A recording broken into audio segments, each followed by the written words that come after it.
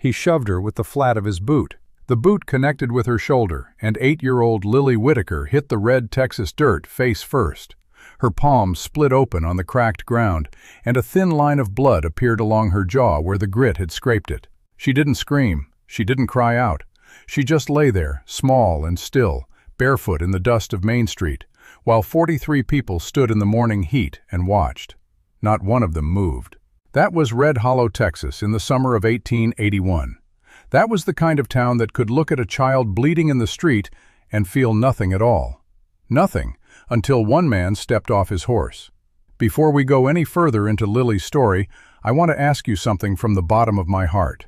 If you believe a child should never be thrown away, hit that subscribe button right now. And tell me what city you're watching from today, because I want to know how far this story can travel. Drop the name of your town in the comments below. Let's find out together just how far a little girl's courage can reach. The bread wasn't even a whole loaf. It was a heel, the burnt, dried end of yesterday's baking that Hester Grubb at the general store left out on the corner of the display shelf because nobody ever bought it anyway. It sat there most mornings collecting dust, and most mornings it went straight to the hogs behind the store by noon. Lily Whitaker had taken it before dawn, when the street was still quiet and the sky was the color of a bruise healing.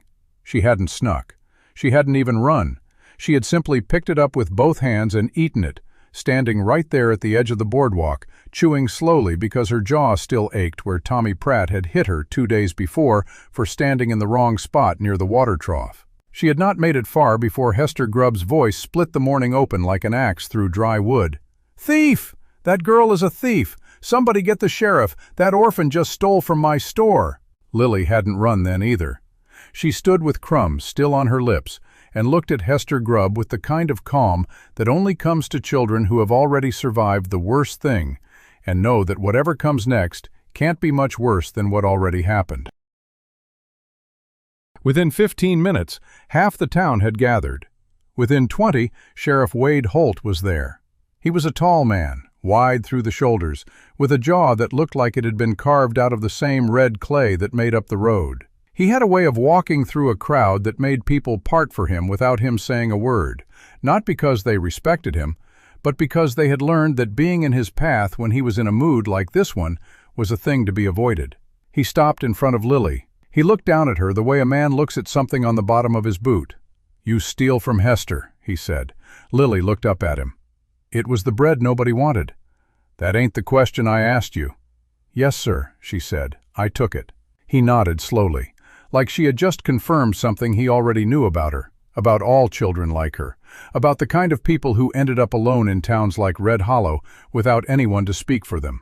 "Your kind always takes," he said. "Don't ask, don't earn, just takes." "I was hungry," Lily said.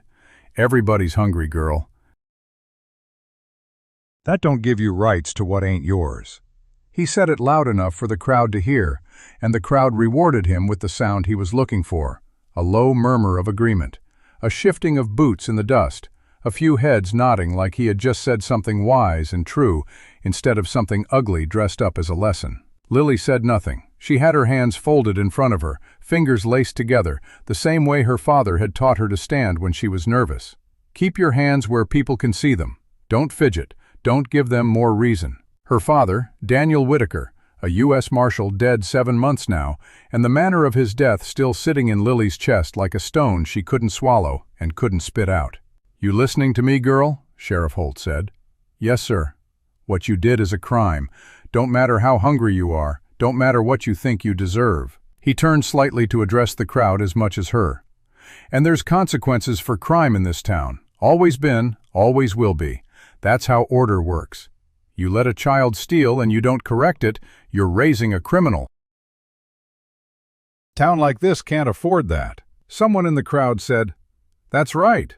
Another voice said, "She ain't got no family to teach her better." A woman near the back said, "Poor thing," very quietly, and then said nothing else after the woman standing next to her put a hand on her arm. Lily heard all of it. She heard every word, every silence, every place where someone could have spoken and chose not to. "You got anything to say for yourself?" Holt said. Lily looked at him steadily. "My papa said good people live here. The sheriff's expression didn't change exactly, but something moved behind his eyes quick, like a shadow crossing a floor. He recovered fast. Too fast if anyone had been paying attention. "Your papa said a lot of things," Holt said. "Don't mean none of them were true." And then he shoved her. Not a slap, not a grab. He put the flat of his boot against her narrow shoulder and pushed. Lily hit the ground the way small things hit the ground, fast, with a sound that was less of a thud and more of a hollow knock, like something already hollowed out had finally been knocked over. She lay still. Her palms were bleeding. Her chin had scraped the dirt, and there was a thin red line along her jaw. She didn't cry out. She didn't move. The crowd watched. No one moved, except one man still sitting on his horse at the far edge of the gathered people. He had gone very still in a different way. The kind of still that isn't passive at all, but is in fact the last moment of stillness before something breaks open. His name was Ethan Cole. He was 34 years old. He ran a cattle operation 8 miles outside of Red Hollow, a modest spread that he worked mostly alone because he preferred the company of cattle and open land to the company of men who needed to fill silence with noise. He came into town once a week for supplies, sometimes less. He ate at the diner alone. He drank 1 whiskey at the saloon on Friday evenings and went home before dark. He was the kind of man people in Red Hollow described by saying, "Oh, Ethan Cole? Yeah, he's quiet. Keeps to himself." It was what people said when they wanted to describe someone they respected without having to think too hard about why.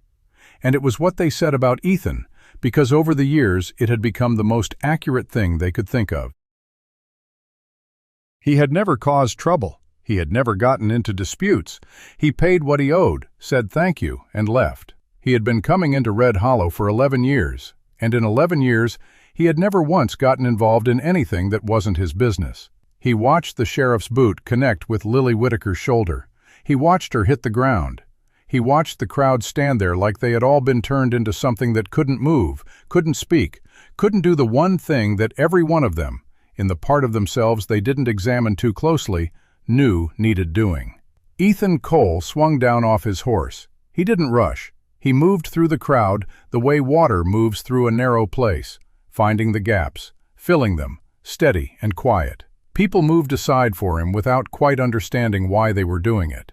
He walked straight to where Lily lay in the dust and crouched down in front of her. "Hey," he said. His voice was low. "Hey, can you hear me?" Lily lifted her head. There was dirt on her face and blood on her chin, and she looked at him with eyes that were too old for an 8-year-old's face, the eyes of someone who had been disappointed by the world enough times to have stopped being surprised by it. "I hear you," she said. "Can you sit up?" She pushed herself up slowly, wincing. He put one hand on her arm, not grabbing, just offering something solid to push against. She looked at his hand and then at his face, like she was trying to determine whether it was safe. "I ain't gonna hurt you," he said. "I know," she said, and somehow the certainty in it, the way she said it, like she had already decided, like she had some way of knowing, did something to him he couldn't have explained. Sheriff Holt's voice came down at him like a hammer. "Cole, step back. This is official business and you got no place in it." Ethan didn't look up. "She's bleeding, Wade. She's a thief. She's a child. Those two things ain't mutually exclusive." Holt's voice had the particular quality of a man who enjoys the sound of himself. "Now I'm telling you to step back. This town's got a process, and you ain't part of it." Ethan stood up slowly. Lily, still sitting in the dirt, watched him stand. He was not a physically imposing man in the way that Holt was, not broad, not loud, not built like a wall. He was lean and straight and quiet. And when he turned to look at the sheriff, he did it with the kind of steadiness that is more unsettling than anger. "What's the process?" Ethan said. "Kicking a hungry 8-year-old girl into the street in front of 40 people. The process is law. Law is law. She stole. There's consequences.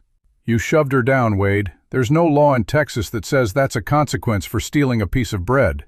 You better watch how you're talking to me." "I am watching," Ethan said. "I'm watching real careful." The crowd was silent. Not the comfortable silence from before. This was a different kind. The held breath silence of people who could feel something shifting, and didn't know yet which way it was going to go. Holt took a step forward. "You want to make an enemy here, Cole? You go right ahead. But you're making a mistake you won't be able to walk back from." "Maybe," Ethan said. He reached down and picked Lily up off the ground, one arm under her knees, one behind her back, like he'd carried a child before, though there was no child at his ranch and hadn't been. Lily's arms went around his neck out of pure instinct. "But I'm not leaving her here." "You put her down." "No." The word was simple.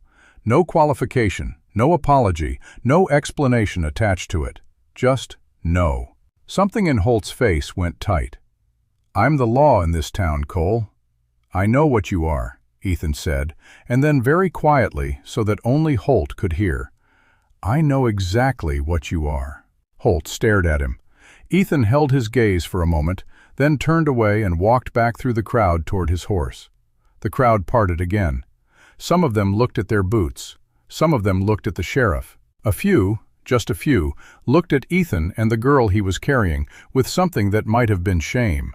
He got to his horse and settled Lily up onto the saddle first, then swung up behind her.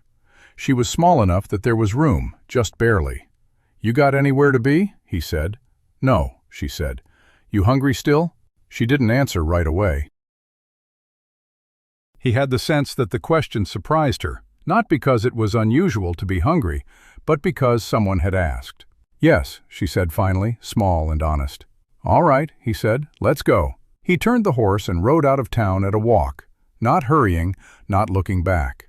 Behind him, he could hear the crowd breaking up, the sound of voices starting again, the low ripple of people resuming the act of being people. He did not look back. Lily did. She looked back over his shoulder at the main street of Red Hollow, at the dust still settling in the spot where she had hit the ground, at the sheriff standing with his thumbs in his belt, watching them go. She looked at all of it with those two old eyes, and then she turned forward and said nothing. They rode out under the blazing summer sun, and the silence between them was the kind that doesn't need filling. It was not until they were well past the edge of town, the buildings gone, and the land opening up into dry grass and heat, and the distant dark line of the tree break along the creek, that Lily spoke. "He wasn't always like that," she said. Ethan looked down at the top of her head. "What's that?" "The sheriff. My papa said he used to be different. Said he used to be the kind of man who did the right thing." She paused. "That was before." "Before what?" She didn't answer immediately. Her small hands were in her lap, and Ethan noticed for the first time that she was holding something, pressing one hand flat against the front of her dress just below her collar. He couldn't see what it was. "Before my papa started asking questions," she said. Ethan said nothing. He kept his eyes on the land ahead, on the pale bleached road that ran straight into the distance. But something had shifted in his chest. Some quiet, careful attention that had been dormant for years was waking up, the way an old hunting dog will lift its head at a sound it hasn't heard in a long time. "What kind of questions?" he said. Lily looked up at him. She was measuring him again. He could feel it, measuring the way a child measures an adult they want to trust and aren't sure yet whether they can. "The kind that got him killed," she said. The horse kept walking. The sun pressed down on them without mercy. Ethan Cole had spent 11 years in Red Hollow keeping his head down. He had come to this place after leaving behind a different life in a different town, where he had asked too many questions himself and learned what it cost, and decided that survival required a certain kind of willful blindness. Not cruelty, not cowardice, just the discipline of not looking at things that were not his to look at. That discipline had kept him whole for 11 years. He looked down at the girl on the saddle in front of him, her split palms, her bare feet, the dried blood on her chin, the hand pressed flat and protective against her chest. He thought about Daniel Whitaker. He had known the name, knew the man had been a U.S. Marshal, knew he had come through Red Hollow the previous winter, knew his death had been described as an accident, a fall from his horse on a dark road. The kind of thing that happens. He had not thought about it too hard. He had made the choice not to. "How long you been on your own?" he asked. 7 months, Lily said. "Since February." "Where you been staying?" "Different places. Mrs. Aldrin let me sleep in her barn for a while, but then she said she was sorry." The minister let me stay in the churchyard building until last month, but then some men came and told him it wasn't a good idea anymore." "What men?" She shrugged, a child's shrug, small and resigned. "The sheriff's men." Ethan let that sit. "They run you out of every safe place you found," he said, not a question. "Yes, sir." "Why?" She pressed her hand more firmly against her chest. "I think they're scared of me," she said. Ethan looked at her. An 8-year-old girl, barefoot and bleeding, that the sheriff of Red Hollow had personally ensured had nowhere safe to sleep for 7 months. That did not add up to an overreaction to a child who had stolen bread. "Why would they be scared of you?" he said. Lily was quiet for a long moment. The ranch came into view ahead, the low gray fence line, the dark shape of the barn, the simple front porch of the house. "My papa gave me something," she said finally, "before he died. He gave it to me and told me to keep it safe and not show it to anyone, not even if they asked nice. He said I would know when it was the right time and the right person." "What did he give you?" She turned to look at him full on, turned in the saddle, and looked at his face the same way she had looked at his hand earlier, doing that measuring thing, that quiet internal calculation. "I think you might be the right person," she said. Ethan pulled the horse to a stop in front of the gate. "You don't know me," he said. "You got no reason to trust me. You picked me up off the ground," she said simply, "in front of everybody, and you didn't put me back down when he told you to." He didn't have an answer for that. He got down from the horse and lifted her down after him. She winced when her feet hit the hard-packed dirt of the yard. "Come inside," he said. "I'll get you something to eat and something for those hands." He pushed open the gate and held it. Lily looked at the house. It was not much to look at, plain, practical, built for function and not for beauty, but it had a solid door and windows that were whole and a porch that was level. "What's your name?" she said. "Ethan Cole." She seemed to turn it over in her mind. "Mr. Cole," she said. "Do you know what my papa was investigating when he died?" "No," he said. "Do you want to know?" He held the gate open. The sun was at its worst now, beating down without any softness in it. Inside the house, it would be cooler. There would be water and food and time to think. There would be the normal, manageable work of one afternoon on a ranch. And there was this girl standing at his gate, looking at him with her 2 old eyes, her hand pressed against something hidden in the front of her dress, asking him whether he wanted to know a thing that was going to cost him something to know. He thought about 11 years of keeping his head down. He thought about the sound she had made when she hit the ground. He thought about 43 people watching and not one of them moving. "Come inside," he said. "We'll talk after you eat." Lily walked through the gate. She didn't smile. She didn't say thank you, not yet. But just before she stepped up onto the porch, she reached up and pulled from beneath the neckline of her torn dress a small silver watch on a chain, round and worn and scratched. The kind of thing a man carries every day for years until it becomes as much a part of him as his hands. She held it in both palms and looked at it the way you look at something that is the last real piece of a person you loved. "He said the person I gave this to would have to be brave," she said. "He said it would be dangerous." Ethan looked at the watch. He looked at the girl. "Put it away for now," he said quietly, "and come eat something." She tucked the watch back beneath her dress and walked inside.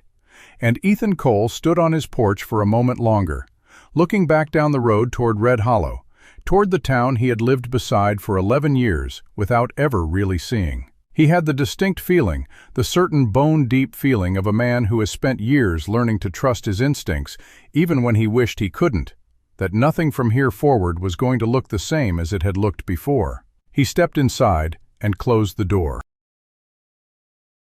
The food was simple. Leftover cornbread, cold beans from the morning pot, a cup of water that Lily drank in one long pull, and then sat down and looked at like she was deciding whether it was real. Ethan watched her eat without watching her, the way you give a starving thing its dignity by not staring. He sat across the table and drank his coffee and said nothing, and she worked through the food with the focused, private intensity of someone who had learned not to trust that the plate would still be there if she looked away from it. When she was done, she folded her hands in her lap, back straight, and looked at him. "Thank you," she said. "You want more?" A pause. "Yes, please." He refilled her plate without comment. She ate the second helping slower, which meant the edge had come off, and she was starting to feel safe enough to taste things. He noticed that, and it did something to the knot that had been sitting in his chest since the moment he'd watched her hit the dirt. He cleaned and wrapped her palms with strips of cotton while she finished eating, one hand, then the other, working carefully around the raw scrapes without making a production of it. She watched his hands but didn't flinch. "You done this before," she said. "Patch somebody up." "Some," he said. "You got kids?" "No." "Wife?" "No." She considered that. "You're alone out here." "I've got cattle," he said. She almost smiled. Not quite, but almost. It moved across her face and disappeared before it fully arrived, like it wasn't sure yet whether it had permission. He sat back down and looked at her. "You want to tell me about the watch?" She reached up and closed her hand around it through the fabric of her dress. The gesture so automatic it was clearly something she had done hundreds of times. A reflex. A reaching for the last solid thing. "My papa gave it to me the night before he died," she said. "He came into my room at Mrs. Aldrin's, where I was staying, and he sat on the edge of my bed, and he looked tired in a way I had never seen him look before. Like something was pressing down on him from the inside." Ethan said nothing. He said, "Lily, I need you to keep something for me." And he took off the watch and he put it in my hands and closed my fingers around it. He said there was something inside it. Not just the time. What did he mean, not just the time? "The back panel opens," she said. "There's a cavity behind the clockwork." He'd folded a piece of paper very small and pressed it in there. She paused. He said, "Don't open it until you find someone you can trust, and when you do, you'll know." "Did you open it?" Her eyes came up to his. "Yes," she said. "2 weeks after he died, when I was alone in the barn and I couldn't sleep, I opened it." "What was on the paper?" Lily reached up and unclasped the watch chain from around her neck. She set the watch on the table between them, face up, and slid it toward him. "Open the back," she said. "You'll see." Ethan looked at the watch. He looked at her. He picked it up. The casing was warm from being against her skin. He turned it over and found the seam on the back panel, so fine it was nearly invisible, and pressed his thumbnail into the groove, and the panel clicked open. Inside the watch, behind the face and the turning gears, was a folded square of paper the size of his thumbnail. He worked it out carefully and unfolded it. The handwriting was small and precise, the kind of writing a man uses when he knows space is limited and every word has to earn its place. Ethan read it. He read it twice. He set it down on the table. For a long moment, neither of them spoke. "You know what those names mean?" he said. "Some of them," Lily said. "I asked around, quiet, the way Papa taught me. You don't ask the person directly. You ask around the edge of the question and let people fill in the middle themselves. 2 of those names are men who own land on the eastern side of the county. One of them is a judge." She paused. "And the first name on the list is Sheriff Wade Holt." Ethan looked at the paper again. Beside each name was a number, dollar amounts, dates, and a single word repeated several times in a column on the right side. The same word, written quickly but clearly. The word was paid. "Your father was documenting payments," Ethan said. "He was building a case." "He was a U.S. Marshal," Lily said. "That's what he did. He built cases." Her voice was careful and steady in the way that means the steadiness is an effort. He'd been in Red Hollow for 3 months before he died. He came in quiet, told people he was retired, just passing through. He was investigating land fraud, men buying up property through false claims, bribing officials to look the other way, pushing small ranchers off their land by manufacturing debt. Ethan went very still, because he knew about that. Not all of it, not the names and the numbers, but he knew about the Hendersons, who had lost their spread 2 years ago after a bank called in a loan they swore they had never been behind on. He knew about old Cyrus Pratt, who had owned 40 acres along the creek since before the war and had been gone by last winter, vanished practically overnight, and no one had talked about it openly. Because in Red Hollow you learned quickly that some things were not talked about openly. He had known. He had noticed. He had made the decision not to look too closely. "The men on that list," he said, "they knew your father was investigating them." "He must have gotten too close," Lily said. because one night he went out and he didn't come back. They found him on the road to Millerson Creek. Said his horse spooked and threw him, and he hit his head on a rock. Her jaw tightened. My papa had been riding horses since he was 4 years old. The silence that followed that sentence was the loudest kind. He was murdered, Ethan said. Yes, sir. And then they ran me out of every place I could shelter because they knew he had given me something before he died, and they were afraid of what it was. Yes, sir. Ethan picked up the paper again. He read through the names a second time, and this time he wasn't reading to understand what they meant. He was reading to understand what they meant for him, what knowing this cost, what it required. He set it down. He looked at Lily. Why didn't you go to the federal authorities? He said. Your father was a U.S. Marshal. There must be people above him, an office, someone you could have contacted. I tried, Lily said. I wrote a letter in February, right after he died. I gave it to the postal man. She stopped. 2 days later, Sheriff Holt's deputy came to Mrs. Aldrin's barn and went through my things while I was sleeping. I woke up and he had his hand inside my coat and I screamed and he ran. She looked at her wrapped hands. After that, I sewed the watch into the lining of my dress for 2 months. I didn't dare write another letter. Ethan absorbed that. Someone inside the postal system, or someone watching it. The deputy going through her things, looking for the very thing she was holding right now. And Lily, 8 years old, sleeping in barns, running from place to place, hungry enough to take a burnt heel of bread before dawn, had managed to keep that paper out of their hands for 7 months. You're braver than most grown men I know, he said. She looked at him like she didn't know what to do with that. Like compliments were a foreign language she had heard spoken, but never learned. What do we do? She said. And there it was, the question that changed everything. Not what can you do, not what should someone do. She had already made the decision. She had folded him into it, put the watch in his hands, sat across his table, and eaten his food, and asked the question using a word that assumed they were already in this together. He ought to have been more careful. He ought to have thought it through longer. He had 11 years of practice at the art of careful thinking. But he looked at this girl, this child who had been systematically hunted through a town full of adults who chose not to see it, who had carried a dead man's evidence through 7 months of hunger and cold and fear without once letting go of it, and the part of him that had gone quiet for 11 years said something loud and clear. First, he said, we keep you safe. That's not negotiable.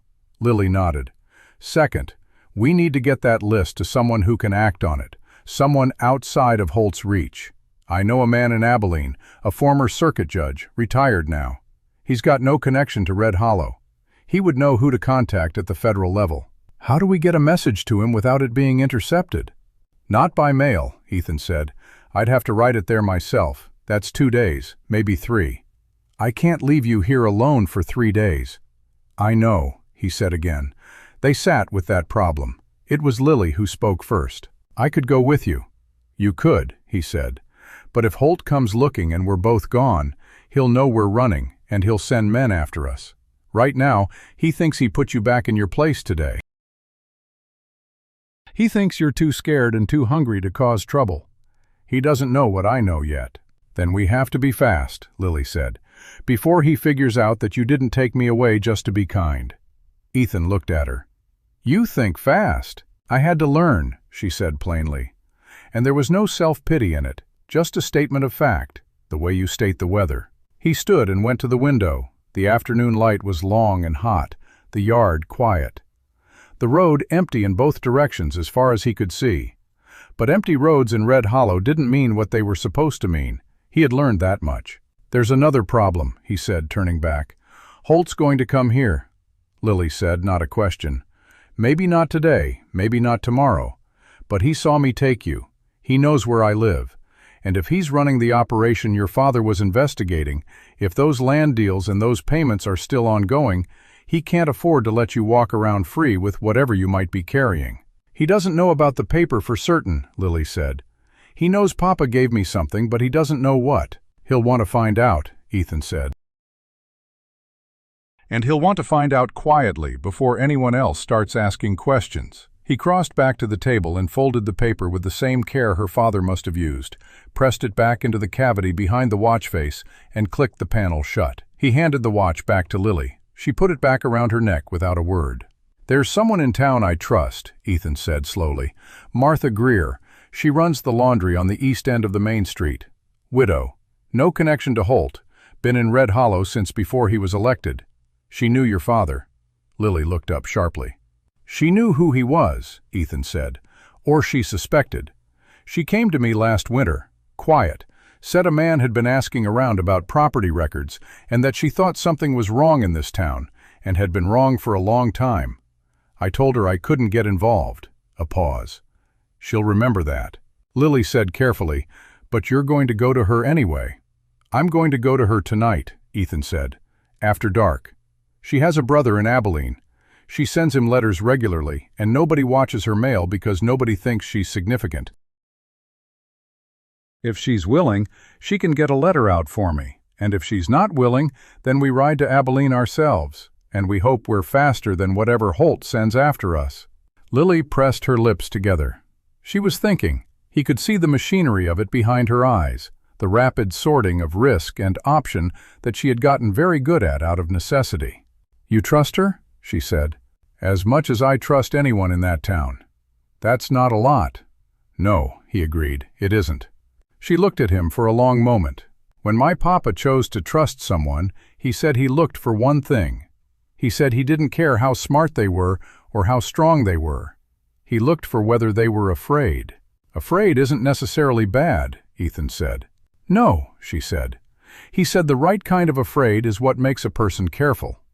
But he said there's a kind of afraid that makes people cruel, and a kind of afraid that makes people cowards. And what you want is a person who's afraid and still does the thing anyway." She looked at Ethan with those steady, serious eyes.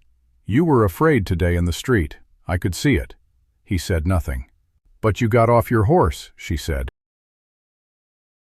The afternoon moved around them, slow and hot, and full of the particular tension of a thing that has already been decided but not yet set into motion. Outside, somewhere down the road toward Red Hollow, a man with a silver star on his chest was sitting in his office, not yet knowing that the balance of something had shifted. Not yet. But the evening was coming, and Ethan Cole was going to ride into town after dark and knock on Martha Greer's door and ask her to do something that was going to put her at risk.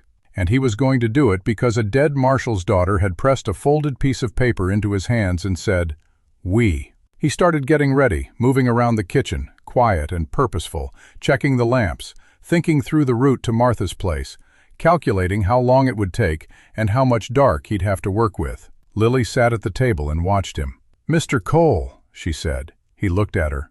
"My papa's name was on that list too," she said. "Not in the payments column, in a different column.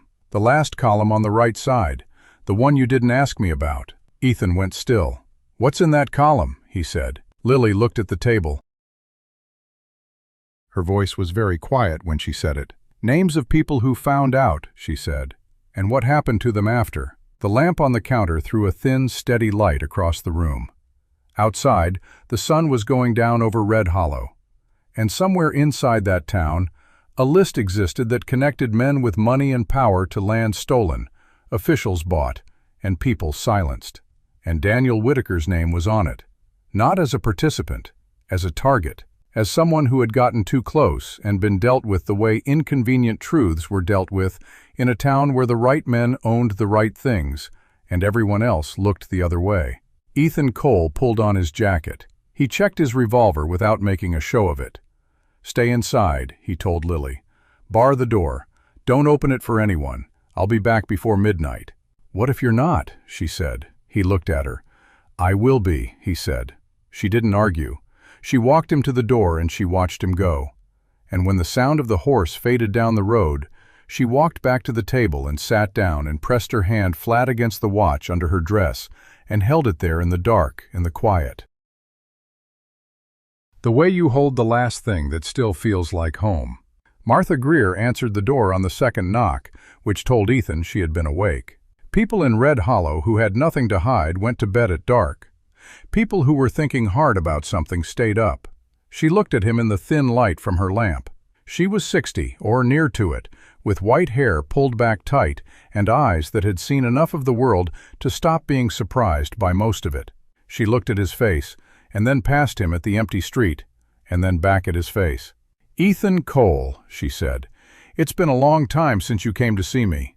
"I know," he said. "I'm sorry for that." "Are you coming in, or aren't you?" He came in. She set the lamp on the table and sat across from him and folded her hands and waited. She had that quality some women develop after years of living alone, a patience that wasn't passive, that was in fact its own kind of pressure. "I owe you an apology," he said, "for last winter when you came to me." "Yes," she said, "you do. I'm here to make it right." "That depends on what you mean by right." She looked at him steadily.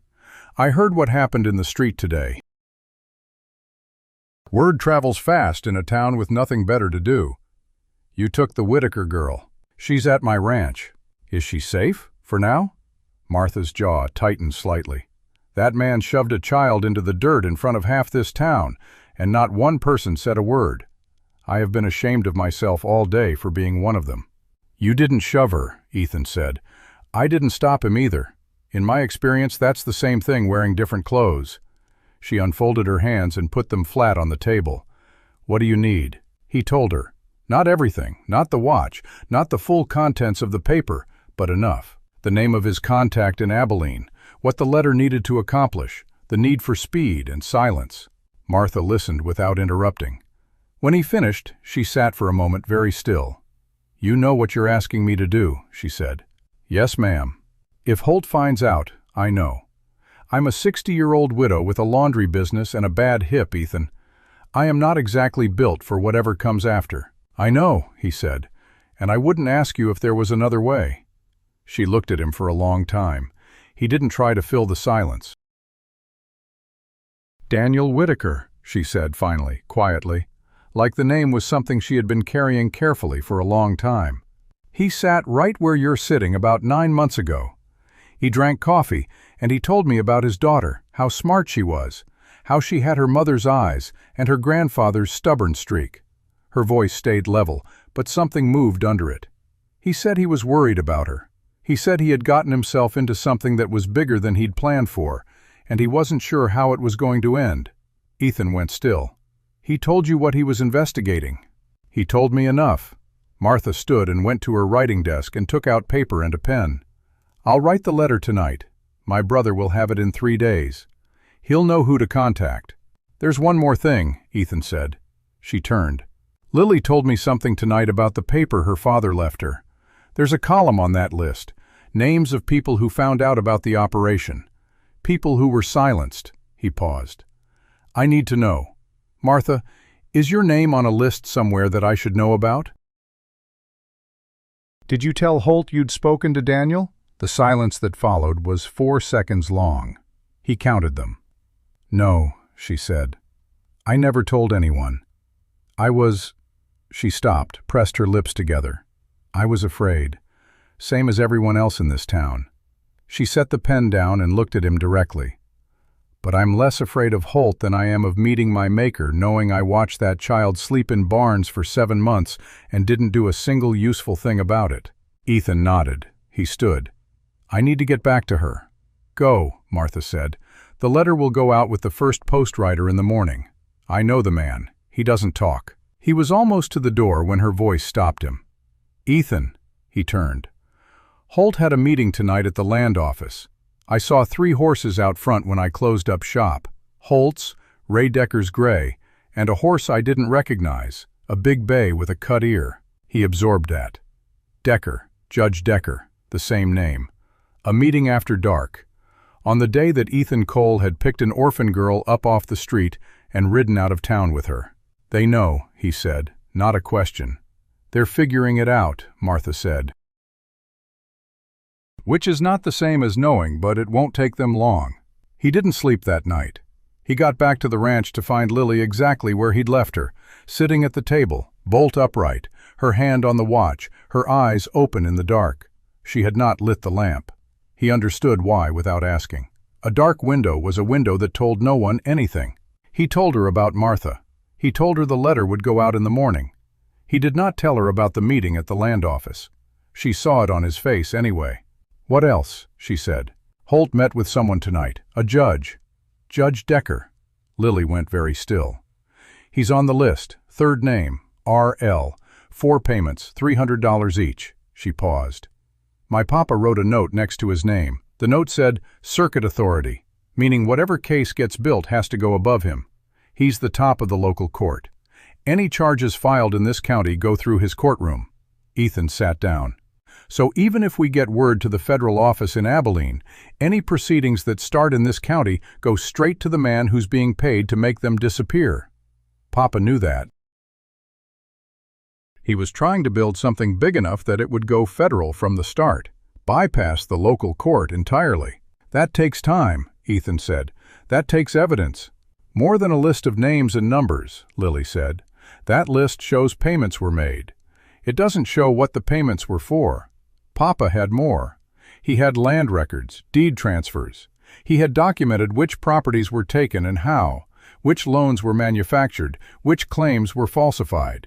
She pressed her palm against the watch. "He hid it. He told me in my room that night that everything he'd collected was hidden, and that if someone came to him with the right question, the answer would be in the last place anyone would think to look." Ethan stared at her. "He told you where?" "He told me a riddle," she said, "the way he used to do when I was little. He loved riddles." Her voice softened for just a moment and then went steady again. "He said, the truth is where the town puts everything it wants to forget." Ethan turned that over. The town. Everything it wants to forget. He stood up so fast his chair scraped back. "The old cemetery," he said. Lily looked at him. "East edge of Red Hollow," he said.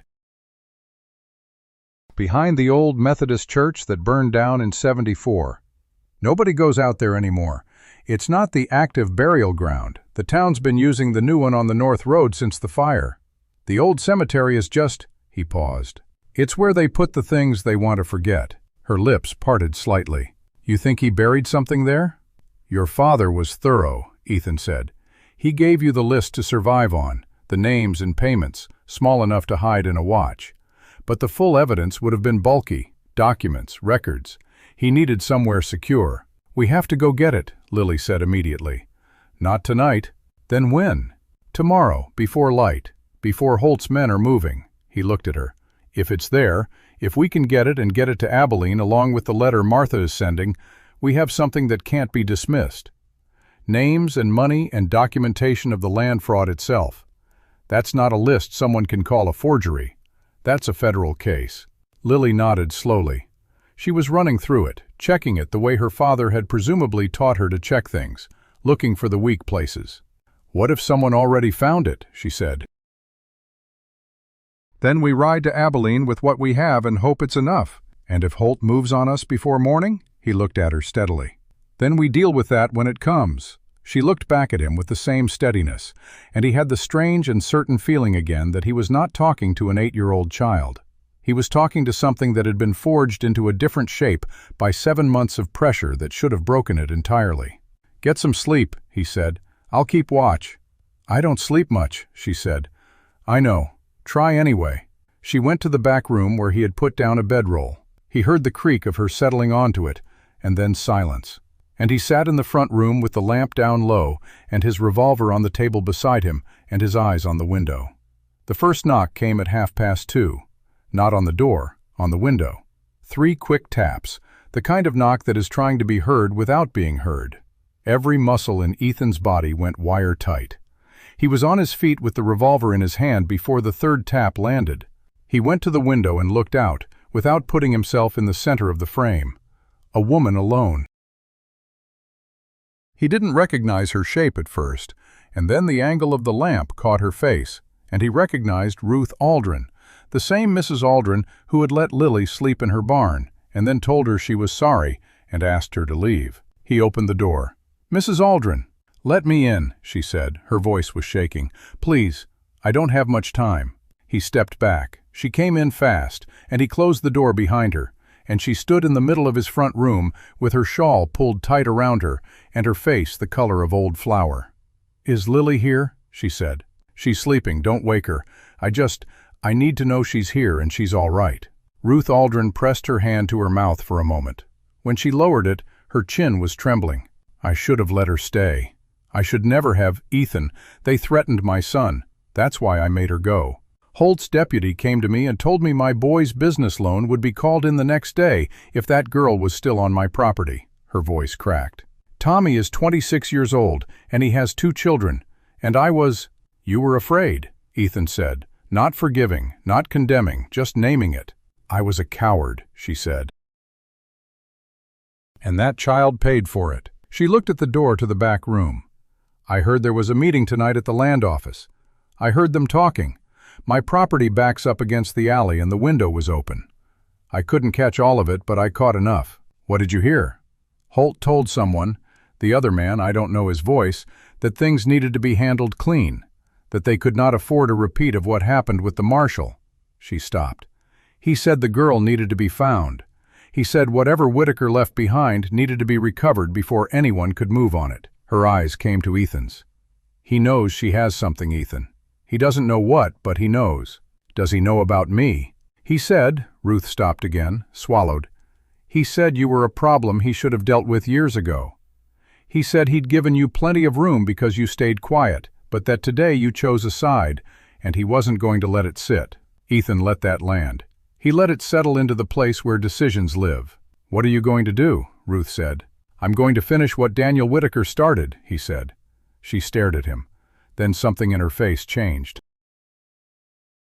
Some wall came down that had been up for a long time. "What can I do?" she said. "Tell me what I can do." "How many people in this town," Ethan said slowly, "felt the way you felt today watching that girl hit the ground? How many people felt it and didn't move?" Ruth blinked. "Most of them," she said. "Most of the ones who were watching." "Would they listen?" he said. "If someone told them the truth directly, not rumors, not whispers, the actual truth, would they listen?" Ruth thought about it, genuinely. "Before today I would have said no. Holt had this town locked up for years. But today," she paused. "Something shifted today, Ethan. I felt it. When you picked that child up and walked out with her, people didn't talk about it out loud, but they were talking about it inside. I could see it on their faces." Ethan nodded once, slowly. "Go home," he said. "Lock your door. Don't tell anyone you were here. Can you do that?" "Yes." "If anyone asks about Lily, you haven't seen her." "Yes." She moved to the door. She stopped with her hand on the latch. "Ethan, that man she called Papa, Daniel Whitaker. He sat in my kitchen one morning and he drank coffee, and he said Red Hollow was the kind of town that was worth saving." Her voice was tight. "I want to believe he was right." "So do I," Ethan said. After she left, he stood in the silence for a long moment. Then he went to the back room doorway. Lily was not asleep. She was lying on the bedroll with her eyes open and her hand on the watch. "I heard," she said. "I know," he said. She sat up in the low light. She looked younger than 8 and older than 80 simultaneously, the strange doubling of a child who has been through the kind of things that don't leave you where they found you. "He's going to come for us," she said. "Yes," Ethan said, "but not tonight. Tonight they're still deciding." He crouched down to her level. "But here's what I need you to understand. When men like Holt decide, they move fast. We can't wait for the letter to do its work. We need to get ahead of this." "The cemetery," she said. "At first light." She nodded. Then, "What was my papa's evidence going to prove?" "Exactly. What was the plan if he had lived?" Ethan looked at her. "He was going to walk into the saloon," he said, "in front of everyone. And he was going to put every name on the table, and every dollar amount, and every forged deed, and say, 'Here is what is happening in your town. Here is who is doing it. Here is the proof.'" He paused. He was going to make it impossible to pretend no one knew. Lily was quiet for a moment. Then she said, "That's still the plan." Ethan looked at her. "That's still the plan," she said again, and her voice had a quality in it that he recognized, the quality of a thing that has been decided and is not going back to being undecided. "Not him, not now, but that's still how it ends. You walk in there, you put it on the table, you say the names out loud where everyone can hear them." She looked at him steadily. "That's what he would have done." Outside, somewhere between the ranch and Red Hollow, The night was doing what nights do, moving toward the edge of itself, pressing toward the moment when darkness starts to let go, and the first gray comes in, and everything that was hidden begins slowly, and without mercy, to become visible. Ethan Cole sat on the floor of the back room of his ranch house, with his back against the wall and his revolver across his knees, and a dead marshal's daughter a few feet away, her hand on her father's watch. Both of them awake in the dark, waiting for morning. He had spent 11 years keeping to himself. He thought he might be done with that now. The gray came in slow and mean, the way mornings do when they know what the day is going to ask of people. Ethan was on his feet before full light. He had not slept. He had sat against that wall and listened to the night and thought through every angle of what was coming. The way you work through a knot, slow and careful, following each thread to see where it led, looking for the place where pulling one thing loosened another. By the time the sky outside the window started to pale, he had a shape of something that might work. It was not a comfortable shape, but it was the only one that held together when he pressed on it. Lily was up before he moved. She was already in the kitchen when he came through, standing at the wash basin with water running over her wrapped hands, her face still and composed in the particular way of someone who has been awake and thinking for hours and arrived somewhere. "You didn't sleep," he said. "Neither did you," she said. He put water on for coffee and cut bread while she dried her hands, and they ate standing up fast because the window of darkness was closing, and what they needed to do had to be done before Red Hollow woke and started moving. "You know where it is," she said. "The old Whitaker plot," he said. "Back corner, against the east fence. Nobody tends it. Nobody goes near it." He paused. "It's the kind of place you'd choose if you wanted to hide something that needed to stay hidden." "How do you know about it?" "I buried a dog there 15 years ago before I came to Red Hollow. The old minister let me use the corner, said there was nobody left to mind." Lily looked at him with an expression that was not quite pity and not quite softness, but something in between, the expression of someone who recognizes that loneliness takes many shapes. She didn't say anything. She put on her boots, the ones he had found at the back of a trunk, too big for her by 2 sizes, stuffed with rags at the toe, and they went out before the sun fully crested. The old cemetery was 15 minutes on foot through the dry brush behind the church ruins.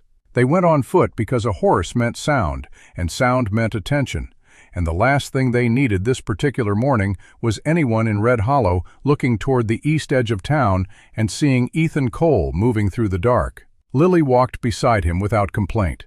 She kept pace with him, step for step, which meant she was nearly running, and she didn't say a word about the boots. The cemetery was quiet in the way abandoned places are quiet, not peaceful exactly, but emptied out. The markers were old and tilted, some of them just wooden crosses gone gray and soft with years. The grass between them was tall and dry. The fence was a low thing, more suggestion than barrier. Ethan went straight to the back corner without hesitating. The Whitaker plot had 4 markers, all old. The most recent was dated 1861. He stood in front of them, and then turned and paced 6 steps east toward the fence and crouched. The ground here was different. Not obviously, you'd have to be looking for it. But the grass had a different quality over a narrow strip about 2 feet wide and 3 feet long, like it had been pulled up and replaced not too long ago and hadn't fully knit back together. "Here," he said. Lily crouched beside him. She put her hand on the ground and pressed, and she felt it too, the faint give of soil that had been turned and repacked. "We need something to dig with," she said. He had brought a folding knife, not ideal. He used the blade to loosen the edges and then his hands to pull away the dry top layer, and Lily dug beside him without being asked, scooping dirt with her small cupped palms, not worrying about her wrapped hands, just working fast and steady and focused. 8 inches down, his fingers hit oilcloth. He pulled it out. It was a bundle wrapped twice around and tied with cord, the kind of tight, deliberate wrapping a man does when he wants something to survive whatever comes. He set it on the ground and untied the cord and unrolled the cloth. Inside was a leather document wallet, buckled shut. Inside that, papers folded and ordered and covered in Daniel Whitaker's precise handwriting, the same hand as the list in the watch, small and clear and careful. Lily made a sound. Not a word, just a sound from somewhere low in her chest. The kind that happens when something you've been bracing against finally becomes real. He gave her a moment, just one, because they did not have more than that. "Is it enough?" she said. Her voice was steady, but her hands weren't. He went through the papers quickly. Deed transfers, loan records with notations in the margins, a hand-drawn map of the eastern county land parcels with dates and dollar amounts beside each one.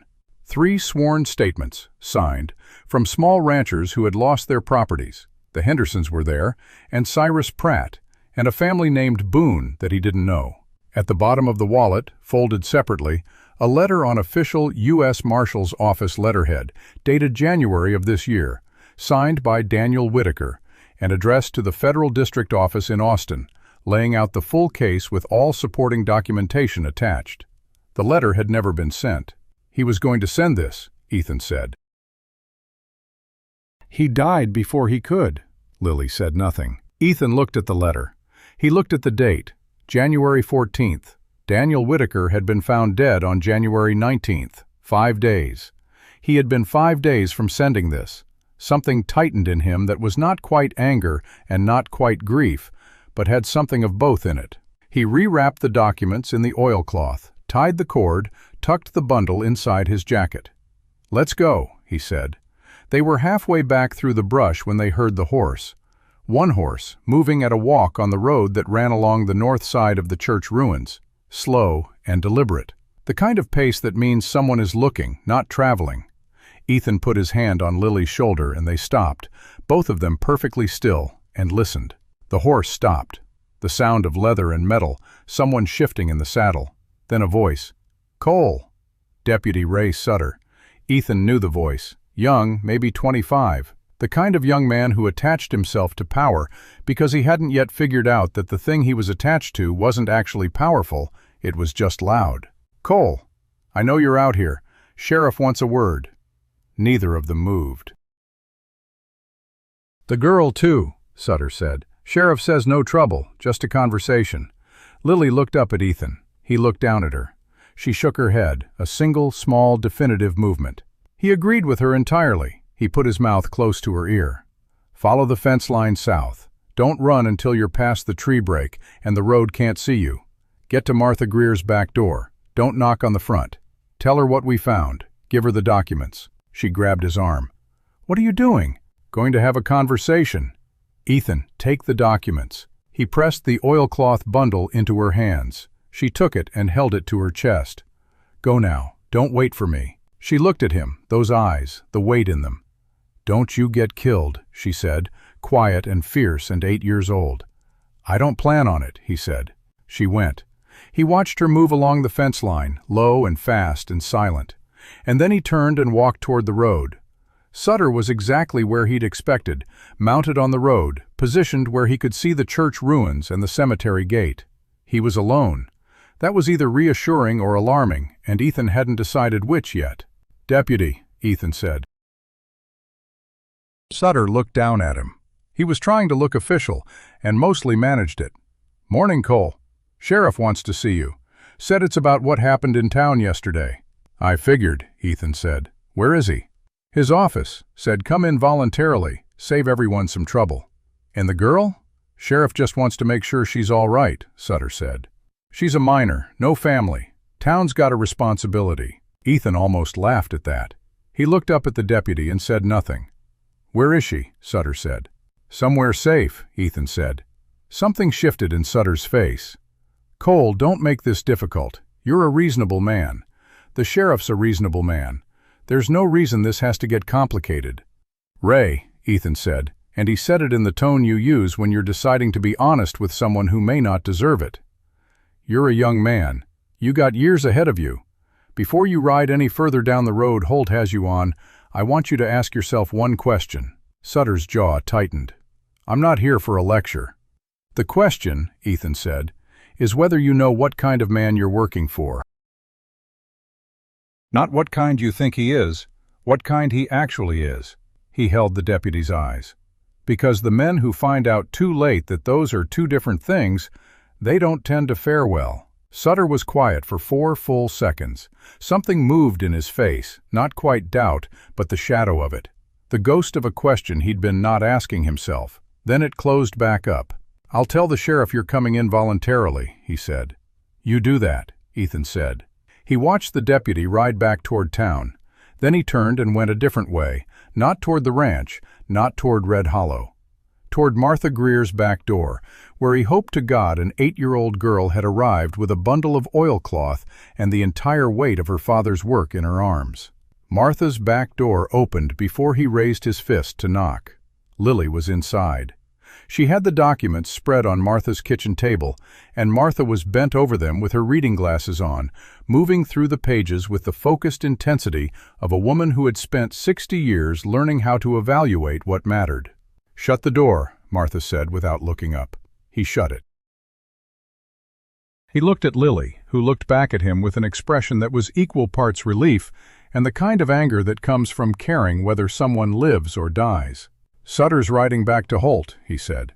"We've got maybe 30 minutes before something moves." "I've read enough," Martha said.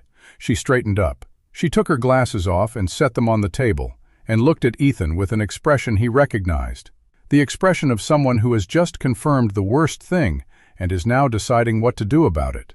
"This is a federal case. There's no question. Daniel Whitaker built something here that is airtight. Ethan, these deed transfers, the loan records, the sworn statements. A district judge in Austin would have to act on this." "The letter's already written," Ethan said. "Whitaker drafted it in January. It just needs to go." "I'll send it with the documents," Martha said. "My brother knows the assistant marshal in Austin. This goes directly, no local channel. Nothing that touches anything in this county." She paused. "But that takes time. And you just told Holt's deputy you were coming in voluntarily." "I know. So he's going to expect you. And when you don't show, he'll come here, or he'll come to the ranch. Either way, he moves today. He's not going to wait anymore." He looked at the documents on the table. "How fast can you get those out?" "Postwriter comes through at 8, Martha said. "That's 40 minutes. "Can you trust him?" "His name is Cal Briggs. His father lost 40 acres on the east side 2 years ago and has never understood why." "Yes, I trust him." Ethan nodded. "Send it all. The letter, the documents, the list from the watch." He looked at Lily. "May I?" Lily unclasped the watch chain and held it out to him. He opened the panel and extracted the folded paper and laid it with the other documents. Then he handed the watch back to her. She didn't put it around her neck this time. She held it in her fist. "There's still a problem," Lily said. They both looked at her. "Even if the letter gets to Austin, it could take weeks for anyone to act on it. Federal proceedings don't move fast. And Holt knows something is wrong right now. He's not going to sit and wait." "No," Ethan said. "He isn't. He's going to try to shut this down before it gets legs. He'll move on you, maybe on Martha. He'll try to find the documents and destroy them, and make it look like there was never anything here to find." She looked at Ethan with that flat, clear gaze. "The only way to stop that is to make it impossible for him to close the box. You have to open it first, in public, in front of everyone." Martha looked at Ethan. Ethan looked at Lily. "The saloon," he said. "Tonight," Lily said, "before he moves. You walk in there with what you know. Not the documents, those need to be on their way to Austin. But you speak the names out loud in front of the whole town. The same people who watched me hit the ground. You make them witnesses. You make it so Holt can't touch you without half of Red Hollow watching him do it." Martha sat down slowly. "That's what Daniel was going to do," she said softly. "Yes, ma'am," Lily said. "It didn't save him," Martha said. "He went alone," Lily said. "In the dark, with no one watching." Her voice was careful and deliberate. "Ethan goes in through the front door, at a time when the whole town is there, with people who know why he's there, with Martha knowing and Mrs. Aldrin knowing, and enough people that if something happens to him afterward, it's not an accident on a dark road that everyone accepts and no one questions." The kitchen was very quiet. "She's right," Martha said. She said it like it cost her something. "It's what has to happen." Ethan stood with his hands on the back of a chair and looked at the table where Daniel Whitaker's evidence was neatly stacked. 7 months of a dead man's careful work, about to be entrusted to a postwriter named Cal Briggs. He thought about the way Lily had looked when he picked her up off the ground, the way the town had stood there, 43 people, and not one of them moving, and how that stillness had felt like something shameful. Not to him, not yet, but in the way a room smells after a bad thing has happened in it. He thought about Ruth Aldrin coming to his window at 2 in the morning, trembling under her shawl, saying, "I was a coward, and that child paid for it." He thought about the way Holt had said, "He's given you plenty of room because you stayed quiet." 11 years.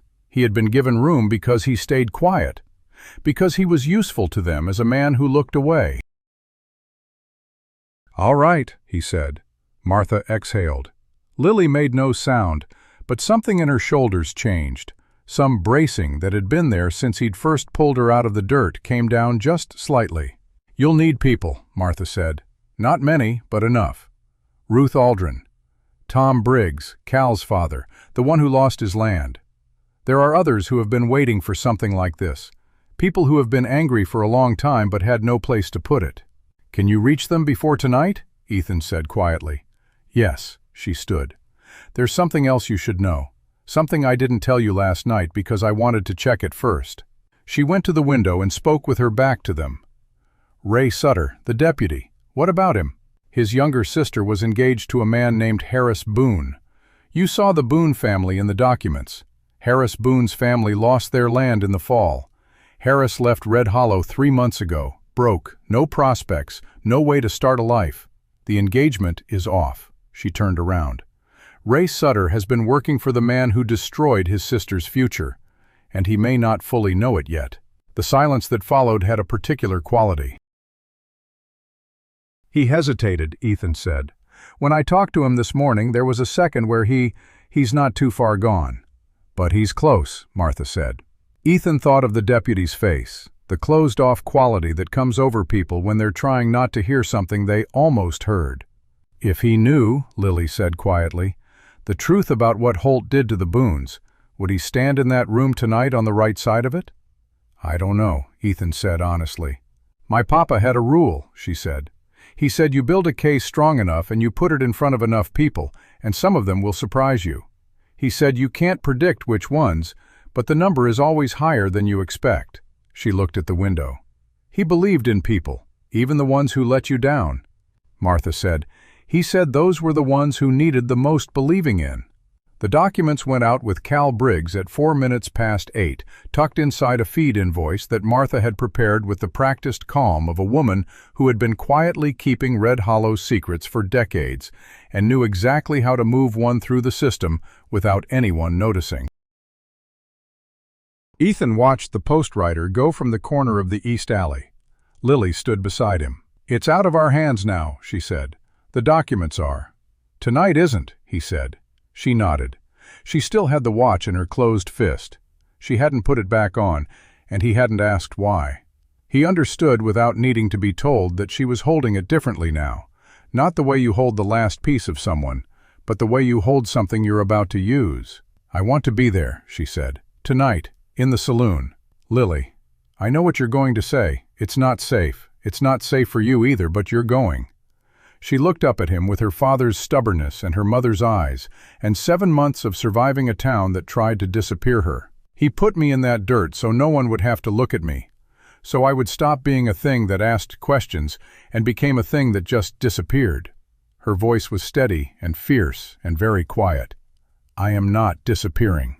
Ethan looked at her for a long moment. "You stay close to Martha," he said finally. "You don't move unless I say." "Agreed," she said instantly.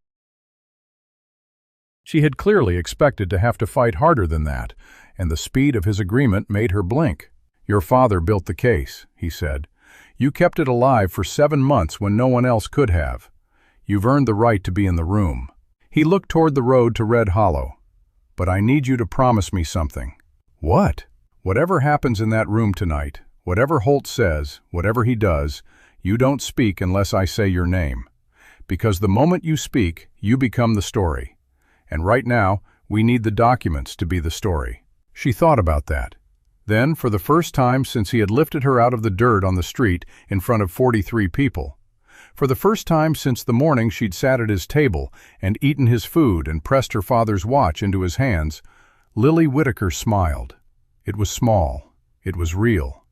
It arrived on her face like something that had been waiting a long time for the right moment and had finally decided this was it. It lasted about 3 seconds. Then it was replaced by the steady, serious look of someone who had work to do. "Let's get ready," she said. The afternoon moved slow and tense, the way time moves when everyone in a room knows what's coming and nobody says it out loud. Martha's house became a quiet operation. She sent word to Ruth Aldrin through a neighbor's boy, 3 sentences folded into a laundry receipt. She sent word to Tom Briggs, Cal's father, the man who had lost his 40 acres and never understood why, through a woman named Dora Peel, who washed shirts for half the town and moved through Red Hollow like water, noticed by everyone and watched by no one. By 2 in the afternoon, Martha had confirmed 5 people who would be in the saloon that evening before Ethan arrived. Not a crowd, a foundation. Ethan spent the afternoon at the ranch. He went alone, told Lily to stay with Martha, and she didn't argue because she understood without being told that there were things he needed to do by himself. The kind of preparations a man makes when he's decided to walk into something that might go wrong and wants his house in order before he does. He fed the cattle. He checked the fence line on the south pasture where it had been pulling loose for 2 weeks. He stood on the porch for a while and looked at the land, the dry grass, the wide sky, the particular quality of Texas light in late afternoon that made everything look both permanent and fragile at once. He thought about the 11 years he had spent here, keeping his head down, staying useful, staying quiet. He had told himself it was wisdom, the discipline of a man who had learned from pain that involvement costs too much. He had built a life out of the art of not looking directly at things. He thought about Lily's face when she'd said, "You got off your horse," like it was the simplest thing, the most obvious thing, like the only thing required was to stop making the choice to stay still. He went inside and cleaned his revolver with the care of a man who hopes he won't need it and intends to be ready if he does. He was back at Martha's by 5. Lily looked at him when he came through the door, the way she had been looking at him since the beginning, that measuring, direct look that had nothing childish in it. She had washed her face and pulled her hair back, and she was wearing a coat of Martha's that was 4 sizes too large, and she looked simultaneously very small and entirely immovable. "Tom Briggs is coming," Martha said. "Ruth Aldrin, Dora Peel, and 2 others, Frank Cutter, he's the blacksmith, and old Nate Sorrell, who's been in Red Hollow longer than the town has had a name. They'll be there before 8, sitting separate so it don't look like a gathering. Holt's routine on a Friday," Ethan said. "In the saloon by 8, leaves by 10. "Regular as a clock," Martha said. "Half the town knows his schedule." "Good," Ethan said. "I want them there." "You're counting on the room," Lily said. It wasn't a question. "Your father was right about one thing above everything else," Ethan said. "You can manufacture evidence and you can silence individuals, but you cannot silence a room full of people who all heard the same thing at the same time. The moment it becomes public, truly public, not a rumor, not a whisper, but a name said out loud in front of witnesses, it's already bigger than one man's ability to contain. And if Holt tries to remove you from the room before you finish," Martha said, "then the room already knows why," Ethan said. Martha looked at him for a long moment. Then she gave one small, firm nod, the kind that means, "I believe you, and I'm choosing to act on that belief, knowing it may cost me something." They waited until 7:30. The waiting was the hardest part. Lily sat at the kitchen table and turned her father's watch over and over in her hands, not opening it, just holding it. Martha moved around her kitchen doing ordinary things, wiping surfaces, straightening objects, the way people perform normalcy when what they actually feel is fear. Ethan sat still. He had always been good at sitting still. At 27 minutes past 7, Lily set the watch flat on the table and looked at it for a moment. Then she looked at Ethan. "He would have liked you," she said. "My papa. He had a way of knowing people fast. He would have seen you in about 10 minutes. She paused. "He would have said you were a man who was waiting for a reason." Ethan looked at the watch. "He would have been right," he said. They left at 7:45. The saloon was called the Red Hollow Tap, which was not a creative name but was an honest one, and on a Friday evening it was the most populated building in town. Ethan went in first. Martha and Lily went to the side door, the delivery entrance, which Martha had used twice a year for 30 years to drop off tablecloths she'd laundered for the owner and which she knew was kept unlocked on Fridays. They would be inside and positioned before Holt arrived. Ethan pushed through the front door at 7:53. The room was loud in the comfortable, unfocused way of a Friday night.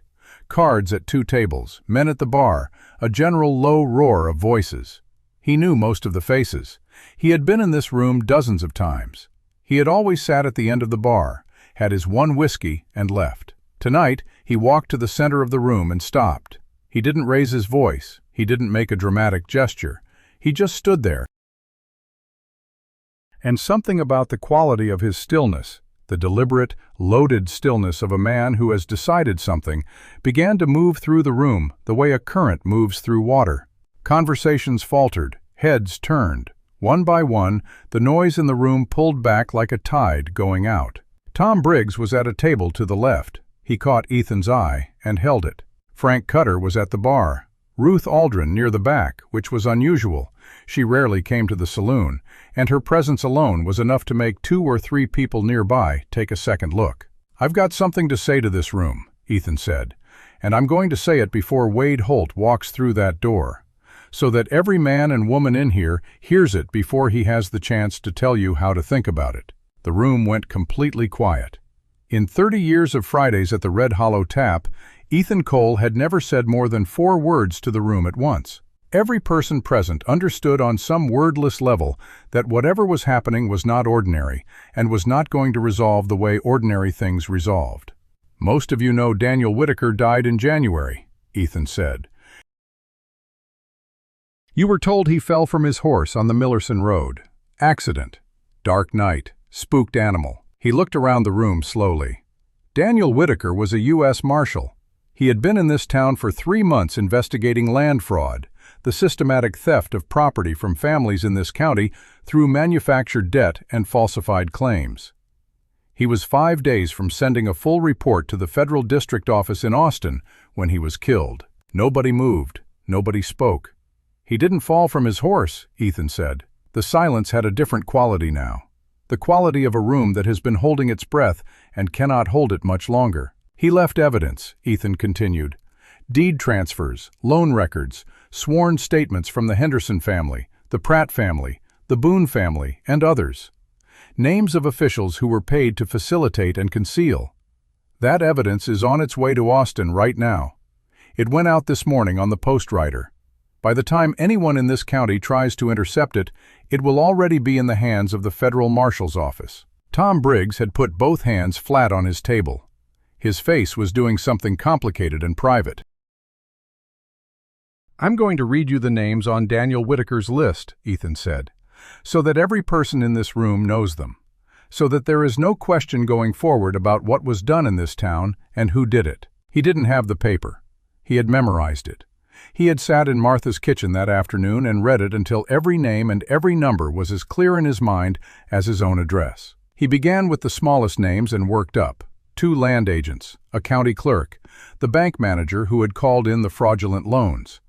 He said each name clearly, and he said the amount beside it and the dates, and the room received each one in absolute silence. Then he said, "Judge R. L. Decker, $400, paid 4 times, in exchange for favorable rulings on contested property claims in this county." Someone at the bar said very quietly, "Lord." "And Sheriff Wade Holt," Ethan said, "listed as the operational coordinator of the entire scheme, responsible for the intimidation of families who resisted, the surveillance of Daniel Whitaker during his investigation." He paused just 1 beat.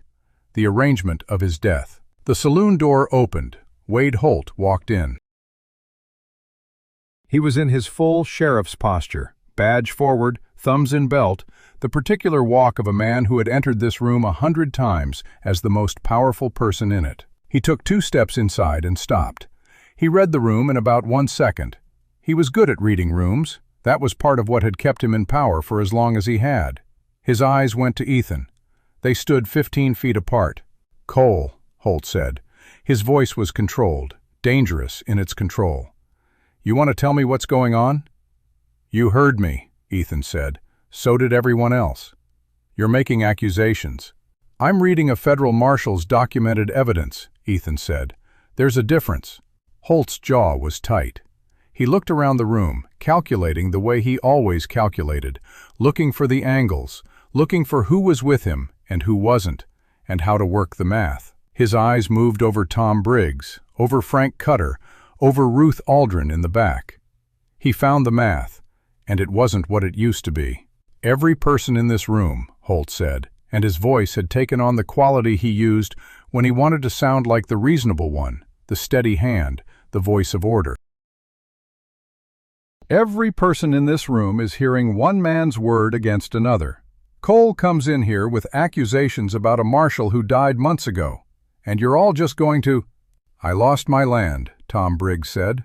He said it simply, not loud, but it stopped Holt mid-sentence the way a hand against a chest stops a man walking. Briggs stood up slowly. He was 62 years old, and he had the build of a man who had spent 40 years working ground that didn't give anything easily. "I lost 40 acres that my father broke his back to clear," Briggs said. "The bank called my loan, and I never understood why. I was current. I had always been current. And then the land went to a holding company I had never heard of, and I could never find out who owned it." He looked at Holt.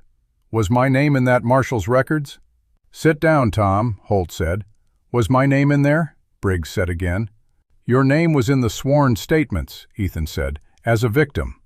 Something went through the room, a sound that was not quite a sound, more a collective shift, a movement of feeling that had been compressed for a long time, suddenly finding more space.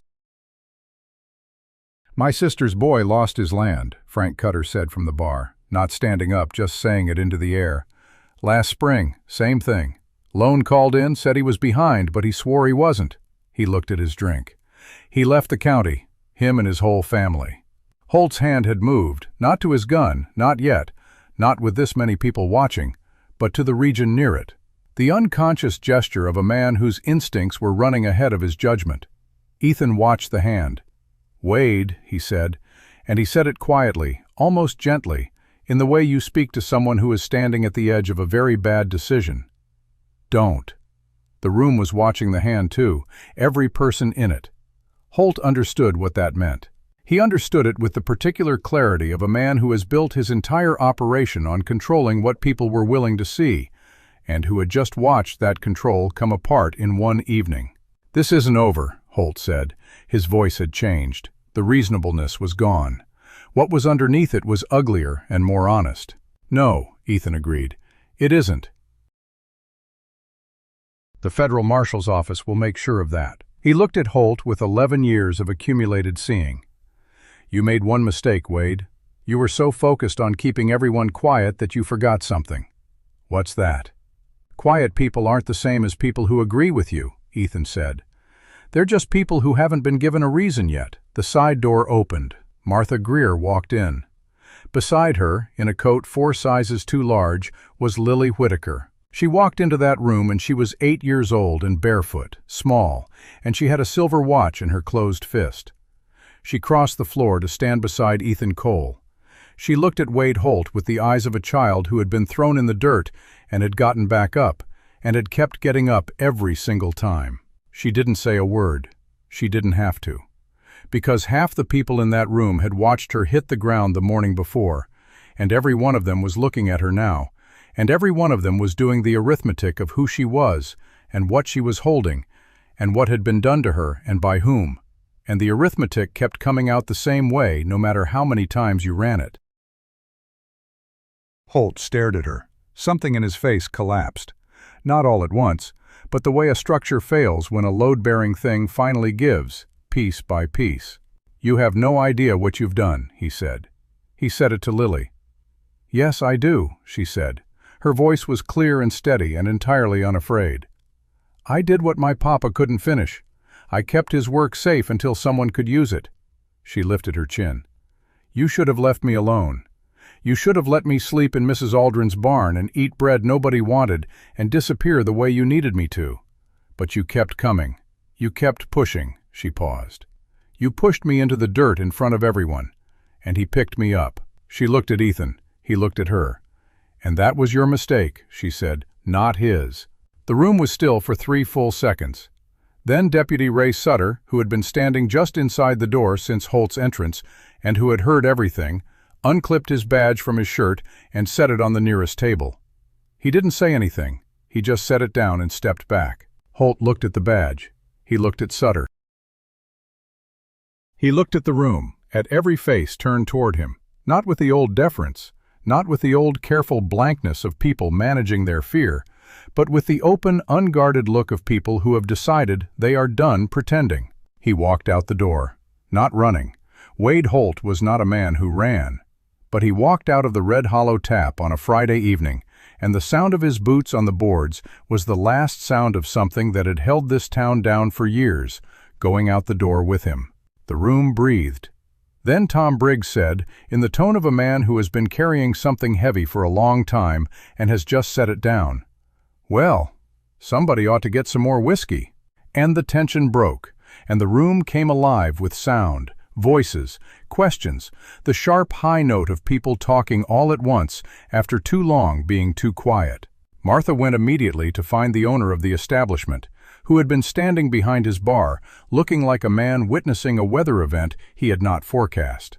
Ethan stood in the middle of it and felt the noise move around him like water around a stone. Lily stood beside him. She had opened her fist and was looking at the watch in her palm. She closed it again and held it to her chest with both hands, the way you hold something that is the end of one thing and the beginning of another. "It's done," she said. "This part is. The federal proceedings will take time. Holt won't be easy to convict. The judge will have to recuse. There will be complications. But the town knows," she said. "The town knows," he said. "You can't put that back in a box." She nodded slowly. She looked around the room, at Tom Briggs, who was standing now and shaking Frank Cutter's hand with the grip of a man who has been angry for 2 years and finally has somewhere to put it. At Ruth Aldrin, who was crying quietly against the wall, while Dora Peel stood beside her with a hand on her arm. At Ray Sutter, who had picked up his badge from the table and was holding it in his hand without pinning it back on, looking at it like he was deciding what it was supposed to mean. She turned back to Ethan. She looked up at him, the way children look at adults they have decided to trust wholly, and with the full weight of what that decision cost them. "What happens now?" she said. He had been thinking about this all day, since the barn, since the kitchen table, and the cornbread and the second helping, and the way she had eaten it slower because she finally felt safe enough to taste it. "You need a home," he said. "Yes," she said simply. "You need someone who will keep you fed and keep you safe, and make sure you go to school and don't have to sleep in barns." "Yes," she said again. "I've got a ranch," he said. "I've got cattle and a spare room. And I'm a better cook than my kitchen probably suggested." Her lips moved toward that almost smile. "I'm not easy," she said. "I ask a lot of questions. I don't sleep much. I have opinions about things." "I noticed," he said. "And I'm going to want to know everything about the federal case, every development. I'm not going to be kept in the dark about my father's work." "I wouldn't try," he said. She looked at him for a long moment. Then she turned her face forward, looking at the room, at the town that had thrown her in the dirt, and was now, loudly and imperfectly, and too late, but not too late to matter, finding its way back to itself. "My papa said something to me once," she said. "He said the measure of a place isn't what it does when things are easy. It's what it does when someone finally tells it the truth." She pressed the watch against her heart. He wanted to believe in people. "Do you?" Ethan said. She thought about it honestly, the way she did everything, with her full attention, no shortcuts. "I believe in the right reasons," she said, "and in getting off your horse." He nodded. He looked at the door Holt had walked out of. 2 men from the room had already gone to follow him, not in anger, but in the deliberate way of men who intended to make sure he didn't quietly disappear before the federal authorities arrived. The town was already organizing itself around what needed doing next, the way towns do when someone finally turns a light on in a dark room. Outside, Red Hollow, Texas, was still dusty and imperfect and full of people who had made choices they would spend years reckoning with. The summer heat hadn't broken. The land was still hard. None of that had changed. But something had. Lily Whitaker put her father's watch back around her neck. And Ethan Cole put one hand briefly on her shoulder, not grabbing, not gripping, just offering the same solid thing he'd offered her in the dirt that morning when she had measured him and decided he was safe. And she leaned into it, the way you lean into something you have been looking for a long time without knowing the name of it. Safe. That was the name. And some things, once they find the right place, take root fast and grow deep and do not move again for anything. The saloon emptied slow, the way a wound drains, not all at once but in stages, with pauses where people stood in clusters on the boardwalk, talking low and fast, looking over their shoulders at the door Holt had walked through. Ethan stood on the porch of the Red Hollow Tap with Lily beside him and Martha Greer on his other side, and he watched the town of Red Hollow begin the long, uncertain work of becoming something different than what it had been. Martha put a hand on Lily's shoulder. "You did good tonight, child. Your father would have been proud." Lily said nothing. She held the watch in her closed fist and looked at the street where the dust was still settling from the evening's passage. Her face was hard to read, not closed off, but somewhere deep inside herself, processing the weight of what had happened. Ethan understood that kind of quiet. It was the quiet of someone who had spent so long in survival mode that the moment the threat receded, the body didn't know what to do with the empty space. "Let's get you home," he said. They walked to where he had tied his horse at the rail. Lily climbed up without help this time, settling onto the saddle with a familiarity that spoke of a childhood spent around horses before everything had fallen apart. He swung up behind her, and they rode out of Red Hollow under a sky full of stars and the thin sliver of a new moon. The town lights fell away behind them, and the road opened into the dark prairie.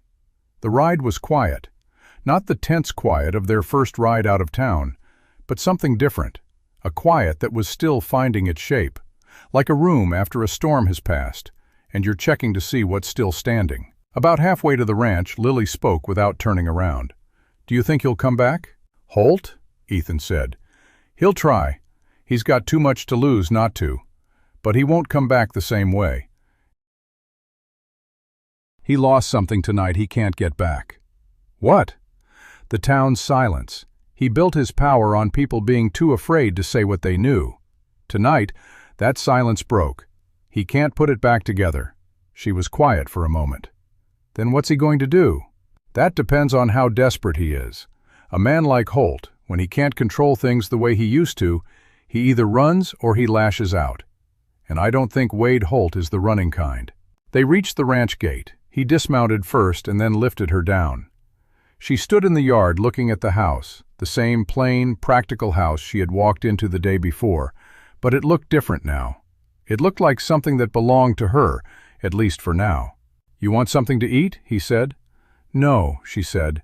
Then, after a pause, "Can I ask you something?" "You can ask me anything." She didn't ask right away. She walked up onto the porch and sat down on the edge of it, her feet dangling, her hands folded in her lap.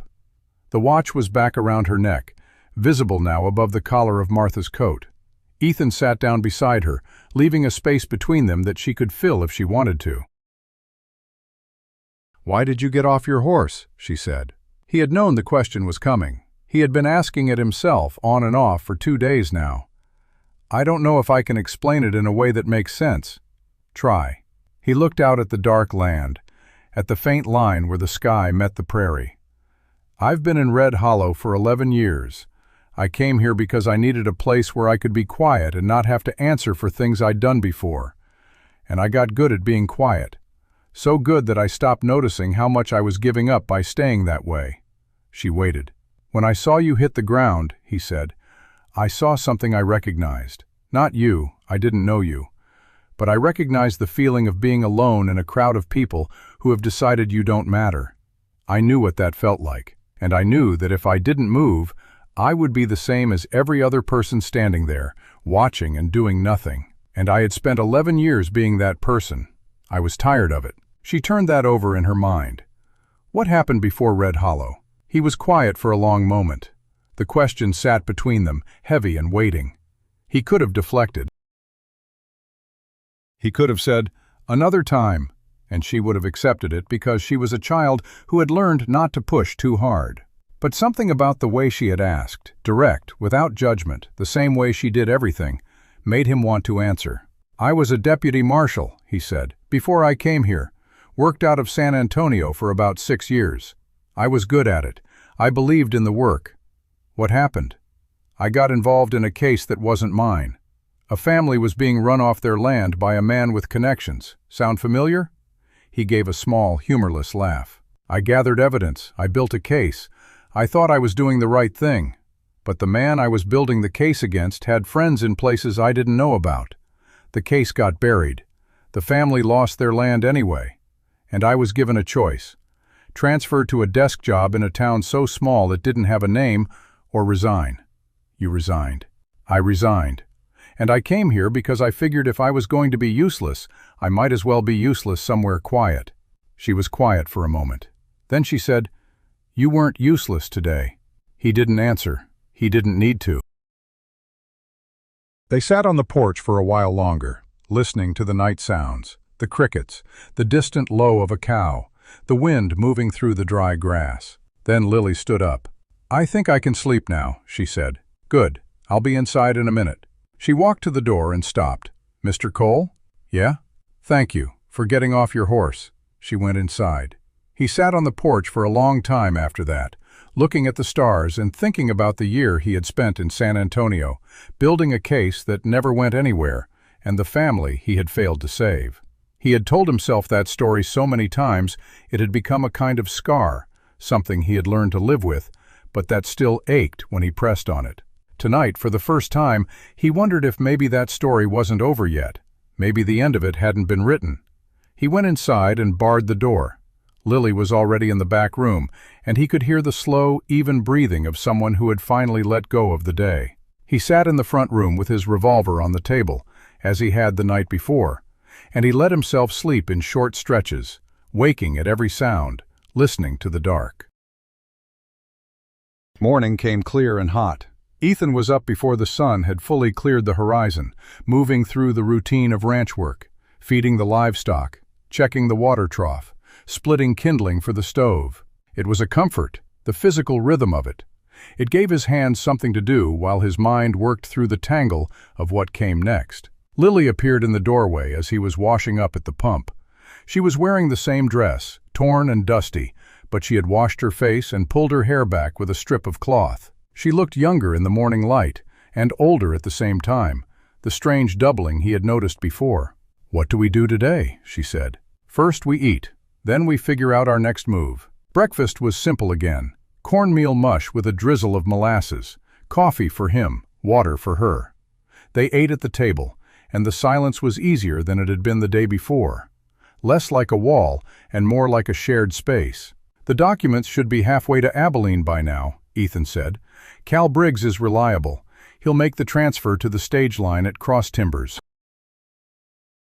From there it's another day to Austin, so by tomorrow night the federal office will have them. If everything goes right," she set down her spoon. "You don't think it will. I think Holt has had years to build his network. He's got people everywhere, the Postal Service, the stage line, maybe even the federal office itself. One of the names on that list was a judge. Judges have connections." "What do we do if the documents don't make it?" "We have the list," he said. "We have the watch. We have the names in our heads. And we have the people in that saloon who heard me say them out loud. That's not nothing." She considered that. "It's not enough for a conviction." "No, but it's enough to keep the case alive, and it's enough to make Holt nervous." He stood and took his cup to the wash basin. "There's something else I need to tell you." She watched him.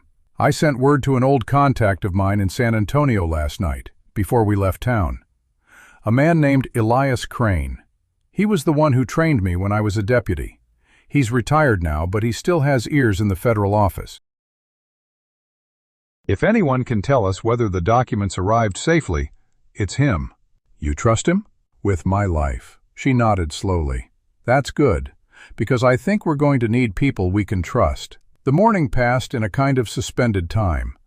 Ethan worked the ranch, mending a section of fence that had been sagging for weeks, checking on a heifer that had been looking thin. Lily followed him for part of it, not talking much, just watching and learning. She asked questions about the cattle, about the land, about how he had come to own this particular piece of it. He answered each one fully, without brushing her off, and he noticed that she stored every answer away like she was building a map of the world she had just been invited into. Around noon, a rider appeared on the road. Ethan saw the dust plume from a half-mile off and straightened up from where he had been working on the fence. He wiped his hands on his pants and walked to the gate, shielding his eyes against the glare. Lily came up beside him. "Who is it?" she said. "Don't know yet." The rider resolved into a familiar shape as he got closer, middle-aged, broad-shouldered, riding a chestnut mare that Ethan recognized. It was Tom Briggs, the man who had spoken up in the saloon, the one who had lost his 40 acres. He pulled up at the gate and swung down, breathing hard. "Cole," he said, "glad I caught you." "Tom, what's happened?" Briggs looked at Lily for a moment, then back at Ethan. His face was grim. "Holt's gone." "Gone where?" "Nobody knows. He didn't go home last night. His horse is still in the livery. His deputy, the one who took off his badge.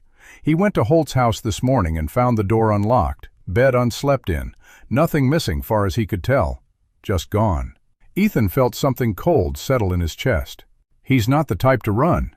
"That's what I figured too," Briggs said. "Which means he's not running, he's hiding. And a man like Wade Holt don't hide unless he's planning something." "What about Judge Decker?" "Also gone. His house is locked up tight, but the neighbor said she saw him ride out before dawn, heading east toward the river." Ethan processed that. Holt and Decker both disappearing within hours of the saloon confrontation. That wasn't coincidence. That was coordination. "They're covering their tracks," he said. "Or they're regrouping. Or they're coming for you," Briggs said bluntly. "You're the one who stood up in front of the whole town and named them. You're the biggest threat they've got right now, aside from those documents." Ethan looked at Lily. She was listening with that same measured calm, but her hand had gone to the watch. "What do you need?" Briggs said. "I need you to get word to Martha Greer. Tell her to stay inside today. Don't go to the laundry. Don't open the door for anyone she doesn't know." Briggs nodded. "And I need you to find Ray Sutter, the deputy. Tell him what you told me. Ask him if he knows where Holt might have gone, any bolt holes, any properties outside of town that Holt used." "You think Sutter will talk?"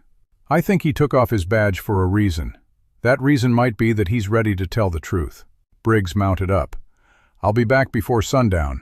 If I'm not, assume the worst." He rode off, and Ethan stood at the gate watching him go.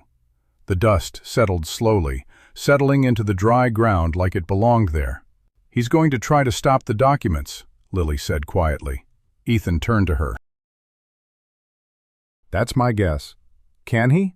"The stage line from Cross Timbers to Austin runs through a stretch of country called the Devil's Backbone. It's narrow, isolated, easy to ambush. If Holt knows that route, and he would, he's sheriff of this county, that's where he'll try to intercept. So we have to get there first. We have to try." She looked at him with those steady eyes. "Then let's go." He almost smiled. "You don't waste time, do you? My papa taught me that when you know what needs to be done, the only thing that matters is doing it." He went into the house and packed supplies: dried meat, bread, water, ammunition for the revolver, a spare blanket. He moved quickly, efficiently, the way a man moves when he has done this kind of thing before.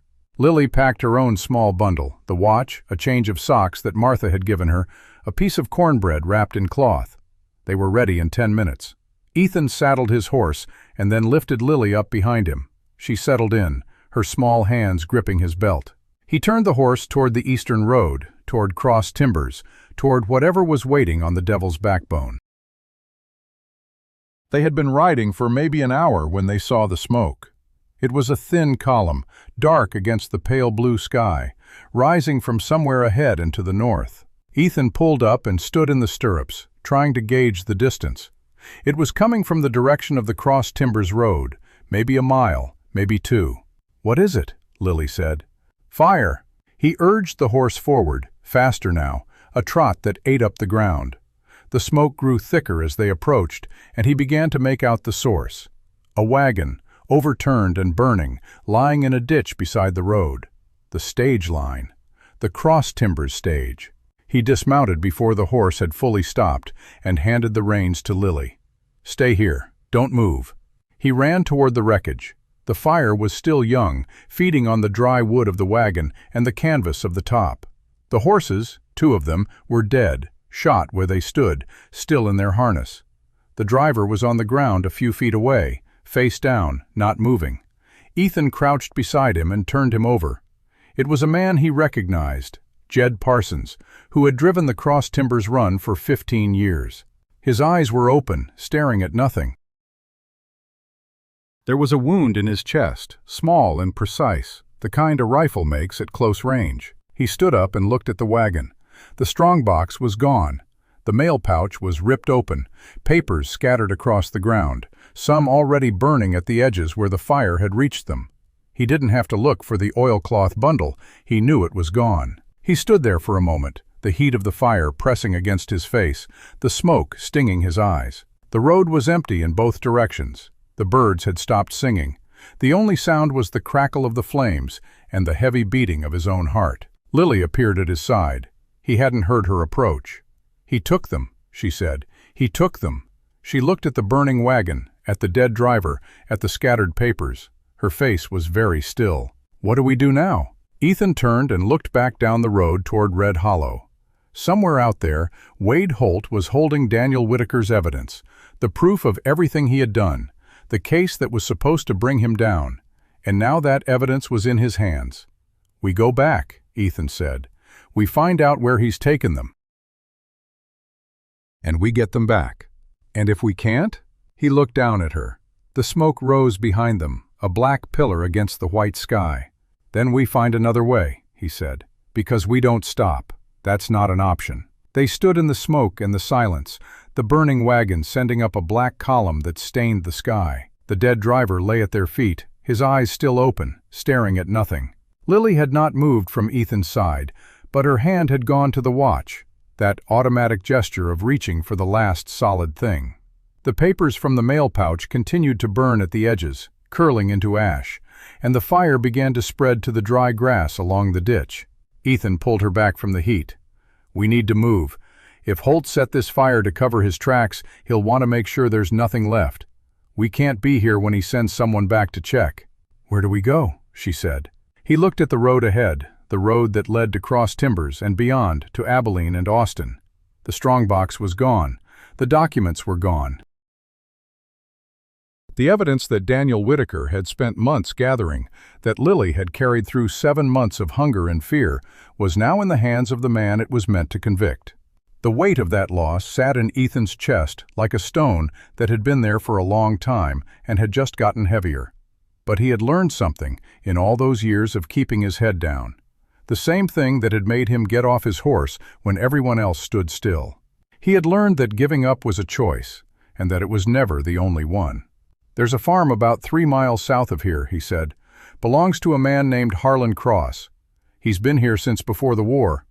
Keeps to himself, doesn't talk much, but he's honest. If anyone saw something, a rider, a horse, which direction Holt went, Harlan would have seen it. You know him?" "I know of him. That's different, but it's all we've got." They mounted up and turned off the main road, following a narrow track that ran through dry grass and scattered mesquite. The sun was past its zenith now, pressing down with the full weight of a Texas afternoon. Lily rode behind him, her grip on his belt steady, and she didn't ask questions.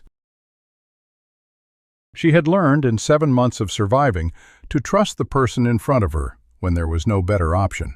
The Cross farm came into view after about 20 minutes. It was a modest place, a low house built of rough-hewn timber, a barn that leaned slightly to the west, a corral with 3 horses and a mule. The man who came out onto the porch as they approached was older than Ethan had expected, maybe 70, with a face that looked like it had been carved from the same dry earth as the land around him. He held a shotgun in the crook of his arm, not pointed at them, but ready.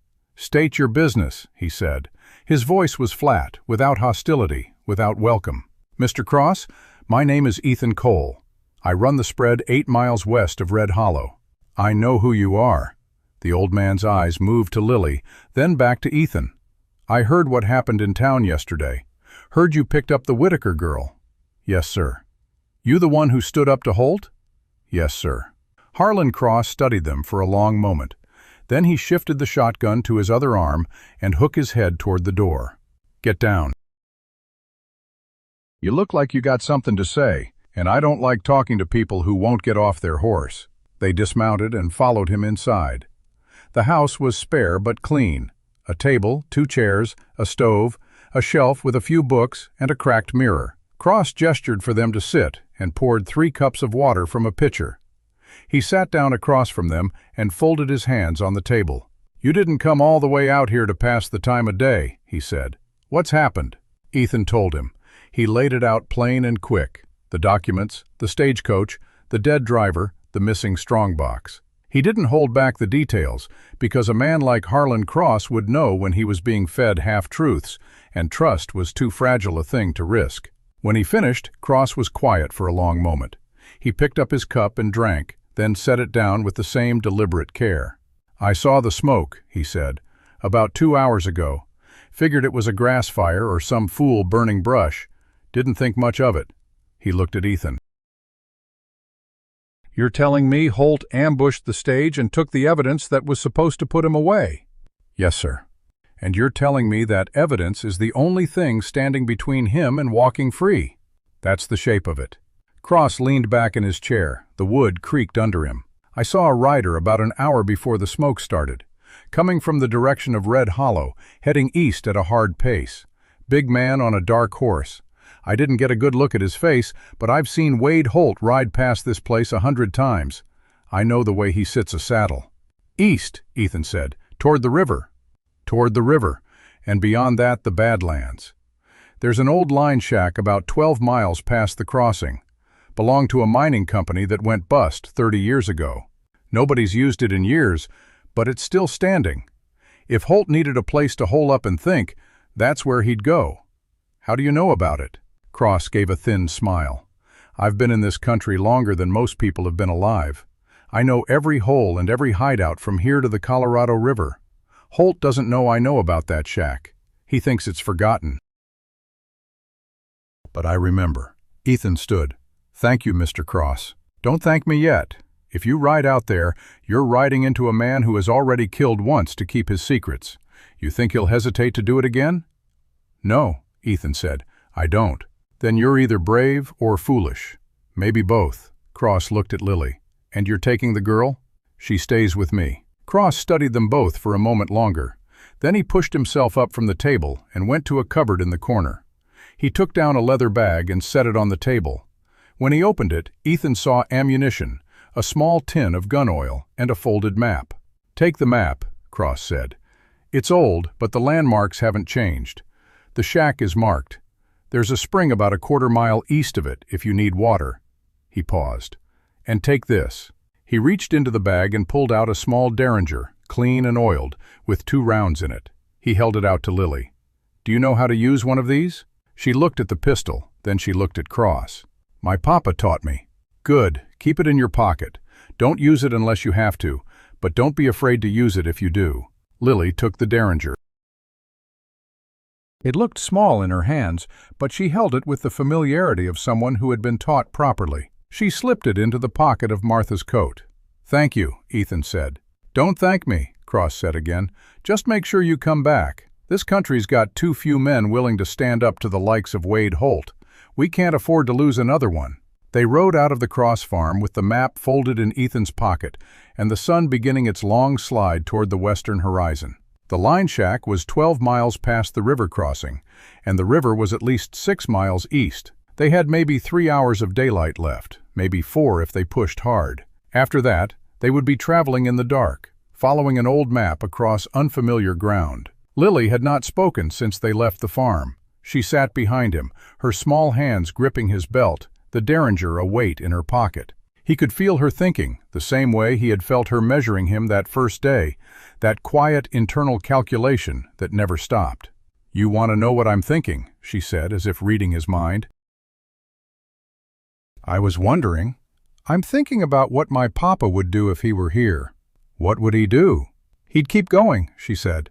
He'd tell me that losing the documents doesn't mean losing the case. It just means the case got harder. And he'd say that the harder a thing is, the more it matters when you finish it. Ethan nodded. The horse moved forward at a steady trot, eating up the road. "I think he would have liked you," Lily said after a while. "You said that already." "I know, but I mean it more now.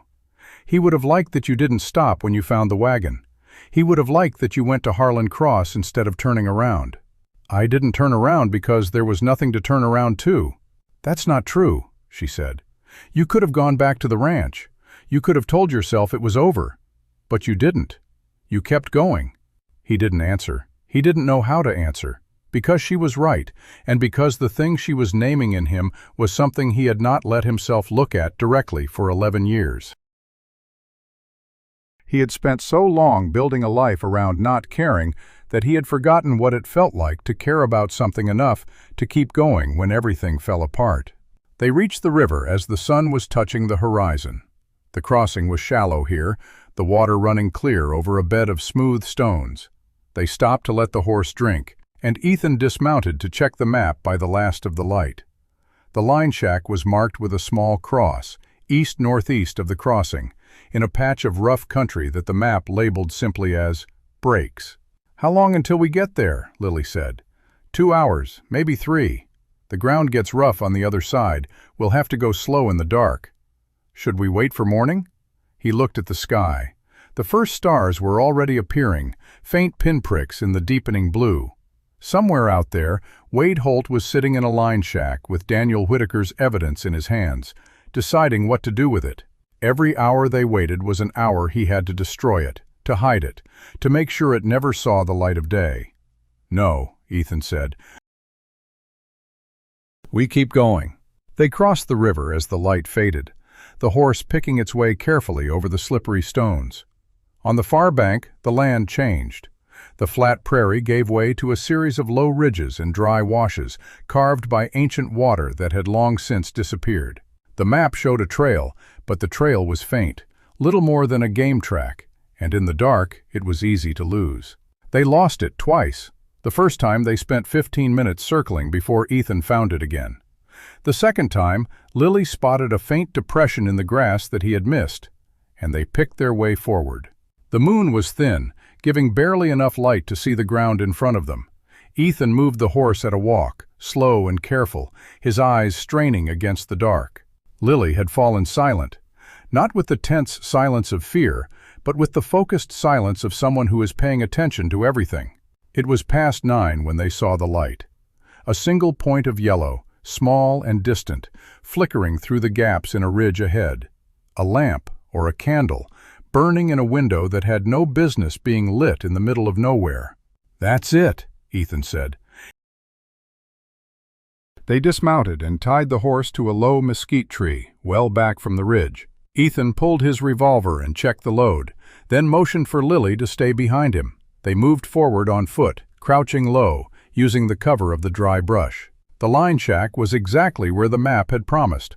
A low structure built into the side of a hill, its roof half collapsed, its walls weathered to the color of old bone. A single window glowed with lamplight. A horse was hitched to a rail outside, a big bay with a cut ear. The same horse Martha Greer had described. Ethan stopped behind a cluster of rocks, about 50 yards from the shack. Lily crouched beside him, breathing slow and even. "He's alone," she whispered. "How do you know?" "Only one horse." He looked at her. She was looking at the shack with the same steady, calculating gaze she had used on him that first day. "Could be waiting for someone," he said. "Could be. But if he was waiting, he'd have posted a lookout or kept the lamp low. He's not expecting company." She was right. The lamp was bright, almost careless, the kind of light a man uses when he thinks he's the only person for miles. Ethan turned the possibilities over in his mind. He could wait until Holt was asleep, try to get the drop on him. He could try to draw him out, force a confrontation in the open. Or he could walk up to the door and knock. Because sometimes the simplest thing was the thing a man like Wade Holt would least expect. "Stay here," he said. "If you hear shots, you ride back to the Cross farm. Don't wait. Don't come looking. You get to Harlan and you tell him everything." "I'm not staying here." "Lily." "I'm not staying here," she said again. Her voice was quiet but absolute. I didn't carry that watch for 7 months to wait behind a rock while someone else finishes it. He looked at her in the dark. The lamplight from the shack caught the edge of her face, the set of her jaw. She was not going to be argued with. He had known that about her from the first moment she had looked up at him from the dirt and said, "I know," when he told her he wouldn't hurt her. "All right," he said, "but you stay behind me, and if I tell you to run, you run." Agreed. They moved forward, crossing the last stretch of open ground. Ethan kept his revolver low, his body between Lily and the shack. The door was closed. The window was to the left of it, the lamplight casting a warm rectangle onto the dusty ground outside. He could hear movement inside, the scrape of a chair, the rustle of paper. He stopped at the door. He looked at Lily. She knocked. He knocked. The movement inside stopped. A long silence. Then Holt's voice. "Who's there?" "Ethan Cole." Another silence. Longer. Then the sound of boots crossing the floor. The door opened a few inches and Holt's face appeared in the crack. Hard, suspicious, with the shadow of the lamp behind him. "You got a death wish?" Holt said. "I came to talk." "Talk about what?" "About the documents you took. About what happens next." Holt studied him for a long moment. His eyes moved past Ethan to Lily, standing in the shadows behind him. Something flickered in his face, surprise, maybe, or calculation. "You brought the girl." "She goes where I go." Holt laughed, a short, humorless sound. "You're a fool, Cole. You've been a fool since the day you picked her up off the street. You could have stayed out of it. You could have kept your head down and lived your quiet life, but you had to get involved. Step aside, Wade. Let us in. We'll talk like men. You armed?" "You know I am." Holt considered that. Then he stepped back and pulled the door open. The inside of the shack was as rough as the outside.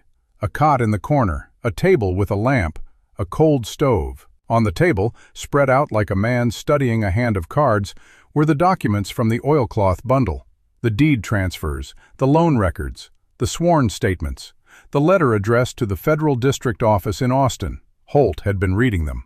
"So you found them," Ethan said. "I found them. Killed a man to get them. You know that."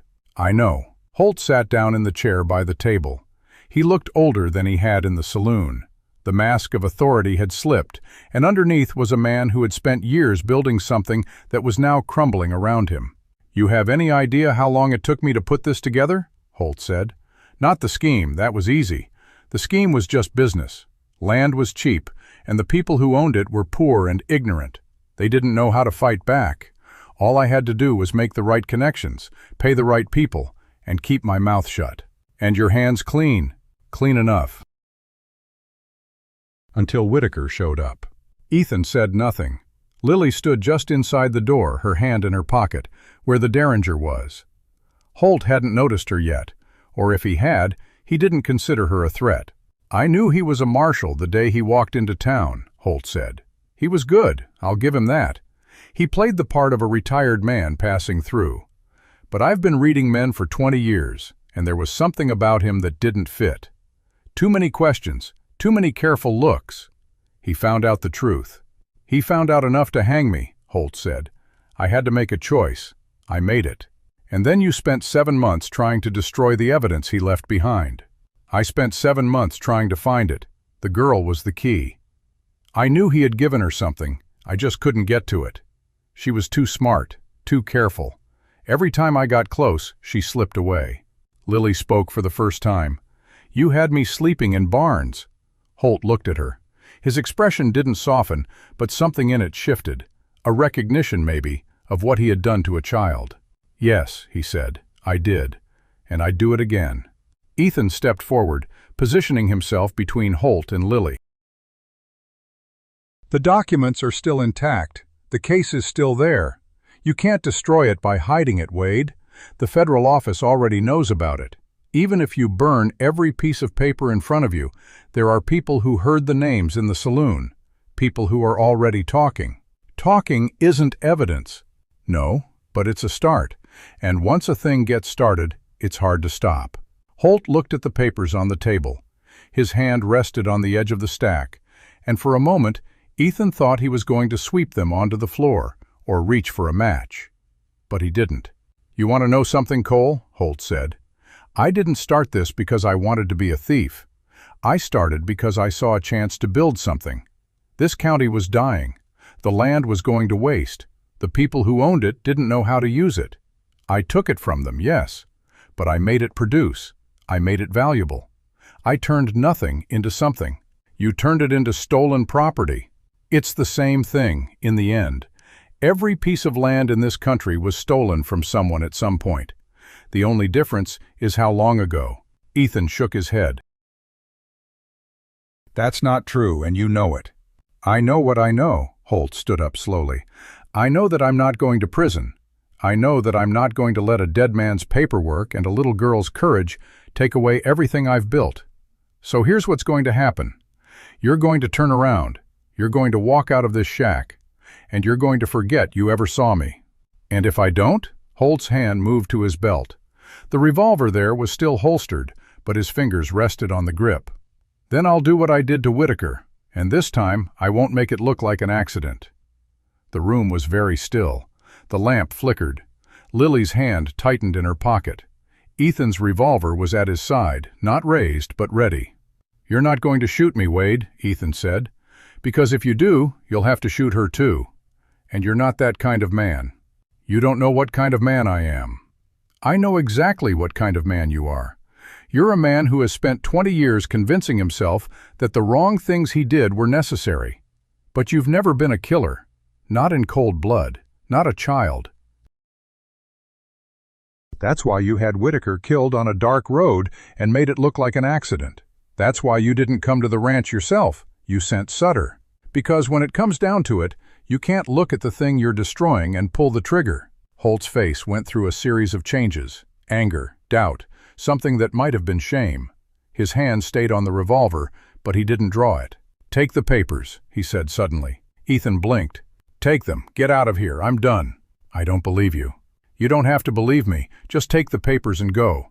I'll be gone by morning. You'll never see me again." Ethan looked at the documents on the table. He looked at Holt.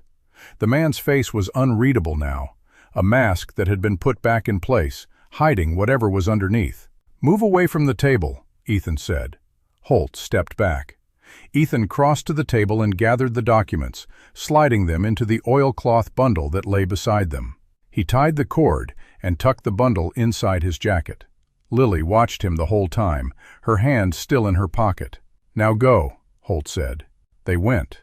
Outside, the night was cool and dark. The stars had multiplied, covering the sky in a blanket of light. Ethan walked to where they had tied the horse, and Lily followed. He didn't look back. "Was he telling the truth?" Lily said. "About leaving?" "I don't know. He let us walk out." "He did." They mounted up, and Ethan turned the horse back toward the river crossing. The shack's light disappeared behind a ridge, and then there was only the dark land and the stars and the road ahead. "Why did he let us go?" Lily said. Ethan thought about it. He thought about the look on Holt's face when he had mentioned the child, the flicker of something that might have been shame. He thought about the way Holt had said, "I'm done," and whether he had meant it or whether it was just another lie. "Maybe he was tired," Ethan said. "Maybe he saw something in your face that reminded him of what he used to be. Or maybe he's planning something else and needed us out of the way. I don't know. Are we going back to the ranch?" "Yes.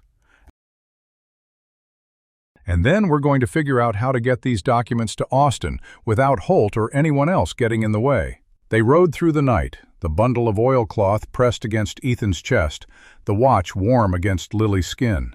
Behind them, the light in the line shack went out, and the land fell into darkness.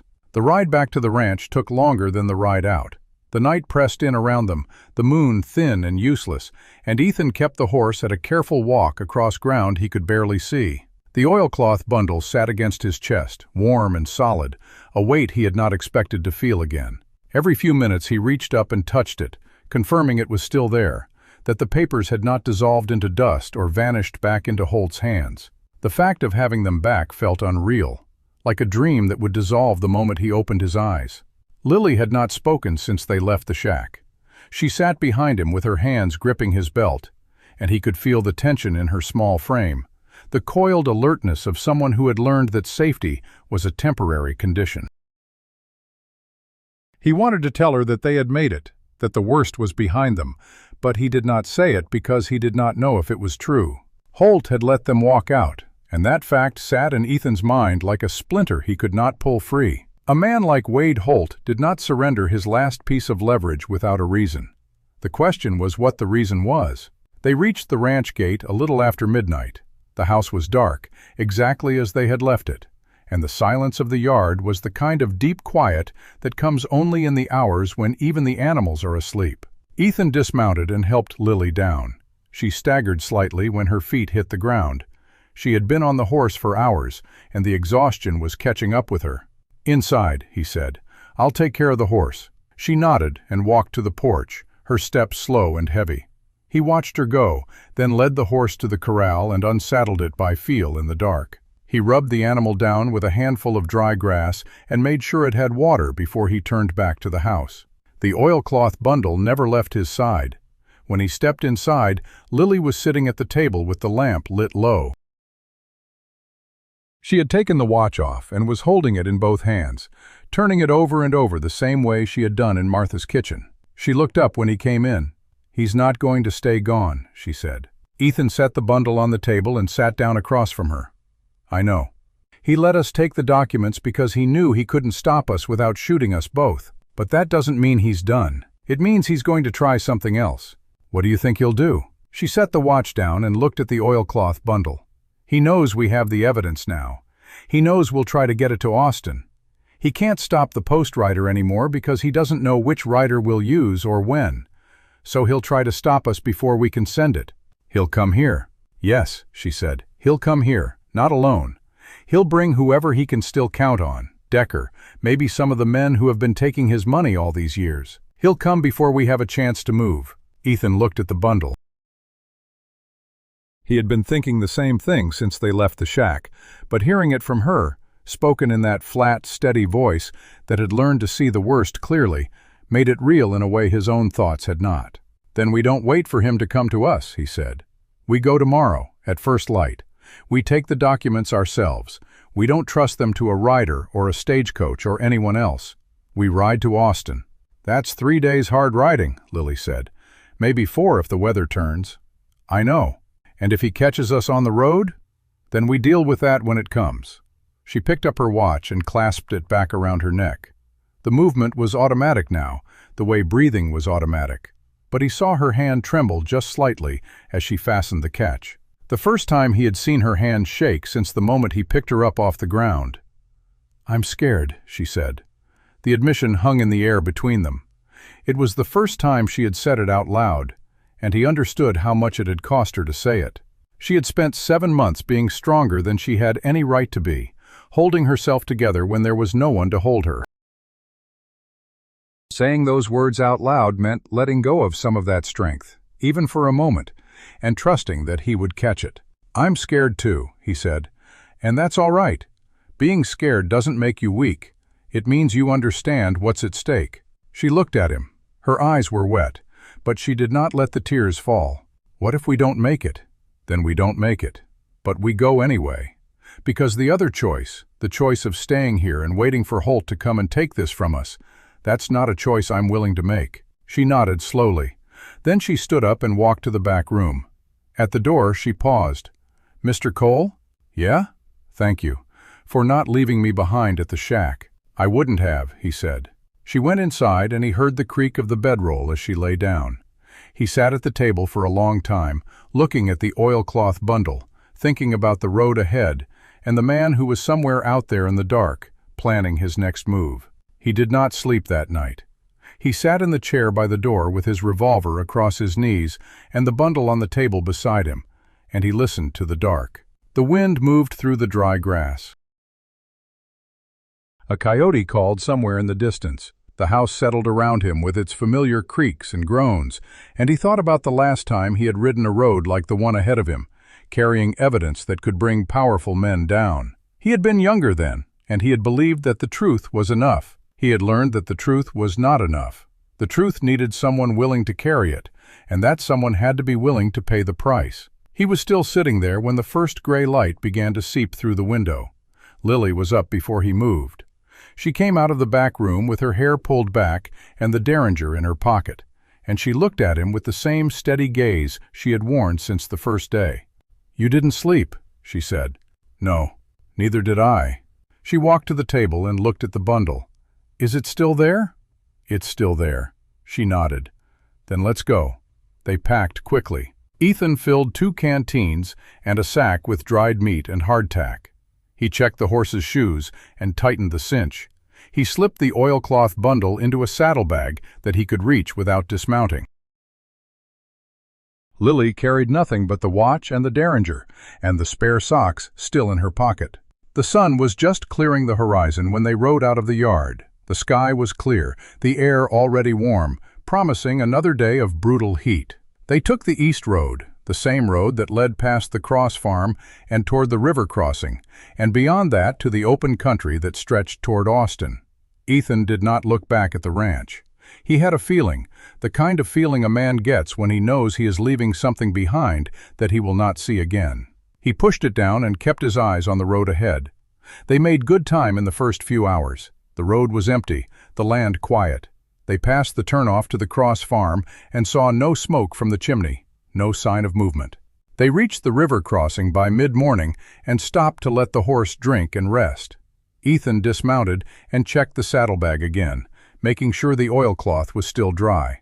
"How far have we come?" Lily said. "About 15 miles, maybe a little more." "How far to Austin?" 120, maybe 130. 3 days if we push hard. 4 if we have to go slow." She looked at the river, at the clear water running over the smooth stones. "He'll expect us to take the main road." "He will. So we should take a different route."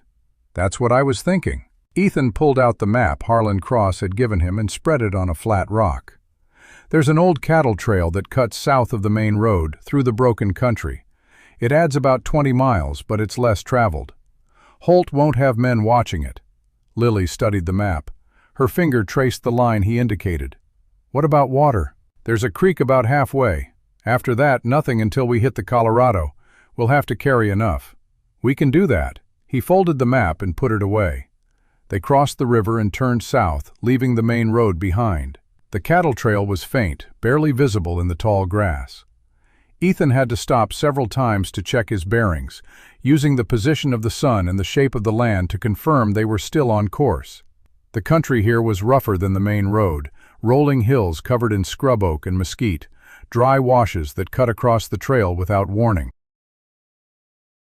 The horse picked its way carefully, and they made slower progress than Ethan had hoped. By noon, the heat was pressing down with the full weight of a Texas summer. There was no shade, no relief. Lily had stopped talking, conserving her energy, and Ethan could feel her grip on his belt loosening as the hours wore on. He stopped in the lee of a low hill and made her drink water and eat a piece of hardtack. "You holding up?" he said. "Yes." She said it automatically, but her face was pale under the dust and sweat. "We'll stop again when we reach the creek. You can rest then." "I can keep going." "I know you can, but I need you to be able to keep going tomorrow too. We rest when we can." She did not argue. She drank more water and ate the hardtack without enthusiasm, and when they mounted up again, she wrapped her arms around his waist and leaned her head against his back. He felt the weight of her, small and trusting, and it hardened something in him that had been soft for too long. They reached the creek in the late afternoon. It was a narrow stream, barely more than a trickle, but the water was clear and cold, and the cottonwoods that lined its banks offered a patch of shade that felt like a gift. Ethan dismounted and helped Lily down. She swayed on her feet, and he put a hand on her shoulder to steady her. "Sit," he said. "Rest. I'll take care of the horse." She sat down with her back against a tree trunk and closed her eyes. He watered the horse, filled the canteens, and let the animal graze on the sparse grass along the bank. Then he sat down beside Lily and pulled out the map. "We've made about 30 miles, he said, "maybe a little more. If we keep this pace, we'll reach the Colorado by tomorrow evening. Then it's another day to Austin." She opened her eyes. "He'll have figured out by now that we're not on the main road." "Probably. He'll send men to the Colorado crossing. It's the only place to cross for 50 miles in either direction." Ethan looked at the map. She was right. The Colorado was wide and deep, and the only reliable crossing was at a place called Painted Rock, where the river ran shallow over a bed of limestone. If Holt anticipated their route, he would have men waiting there. "We could try to cross further south," Ethan said, "but the river gets deep quick. The horse would struggle. Then we have to get there before they do. That means riding through the night." She looked at him without hesitation. "Then we ride through the night." He almost smiled. He had known what she would say before she said it. She had been saying it, in one form or another, since the moment he had first met her. They rested for another hour, letting the horse recover and the worst of the heat pass. When the sun began to slide toward the horizon, they mounted up and pushed on. The cattle trail continued south, climbing into a series of low ridges that offered a view of the country ahead. The land stretched out in shades of brown and gold, dotted with dark patches of juniper, and in the distance, the faint blue line of the Colorado River was just visible against the sky. Ethan estimated they had another 4 hours of hard riding to reach the crossing. The light would be gone in 2. They pressed forward as the sun set, painting the sky in shades of orange and red that faded slowly to purple and then to black. The stars came out, thousands of them, scattered across the dark like seeds thrown by a careless hand. The moon was a little fuller than the night before, giving them just enough light to follow the trail. They were about 2 miles from the crossing when Ethan saw the fire. It was small, a single point of orange light in the darkness ahead, just south of the river. Too small for a campfire, too deliberate. He pulled the horse to a stop and sat still, watching. "What is it?" Lily said. "Fire, at the crossing. Someone's there. Someone's waiting." He dismounted and handed her the reins. "Stay here, don't move. I'm going to get close enough to see who it is." "Ethan, I'll be back. If you hear shots, you ride south. Don't stop. Don't look back. You get to Austin, and you find the federal office, and you tell them everything. You understand?" She looked at him in the dark. Her face was unreadable, but her voice was steady. "I understand." He left the road and moved through the brush, keeping low, using the cover of the juniper and the dark. The fire grew closer, and he began to make out shapes around it. 2 men, maybe 3, sitting on the ground with their backs to the river. He could hear the low murmur of their voices, but could not make out the words. He circled wide, coming up on the east side of the camp, and found a position behind a boulder that gave him a clear view. The fire was small, barely more than a handful of coals with a few sticks feeding it. The men around it were not Holt.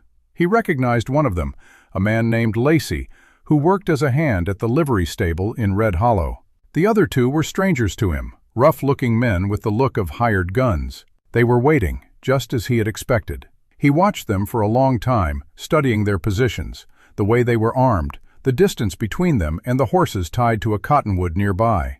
There were 3 of them, and he was one.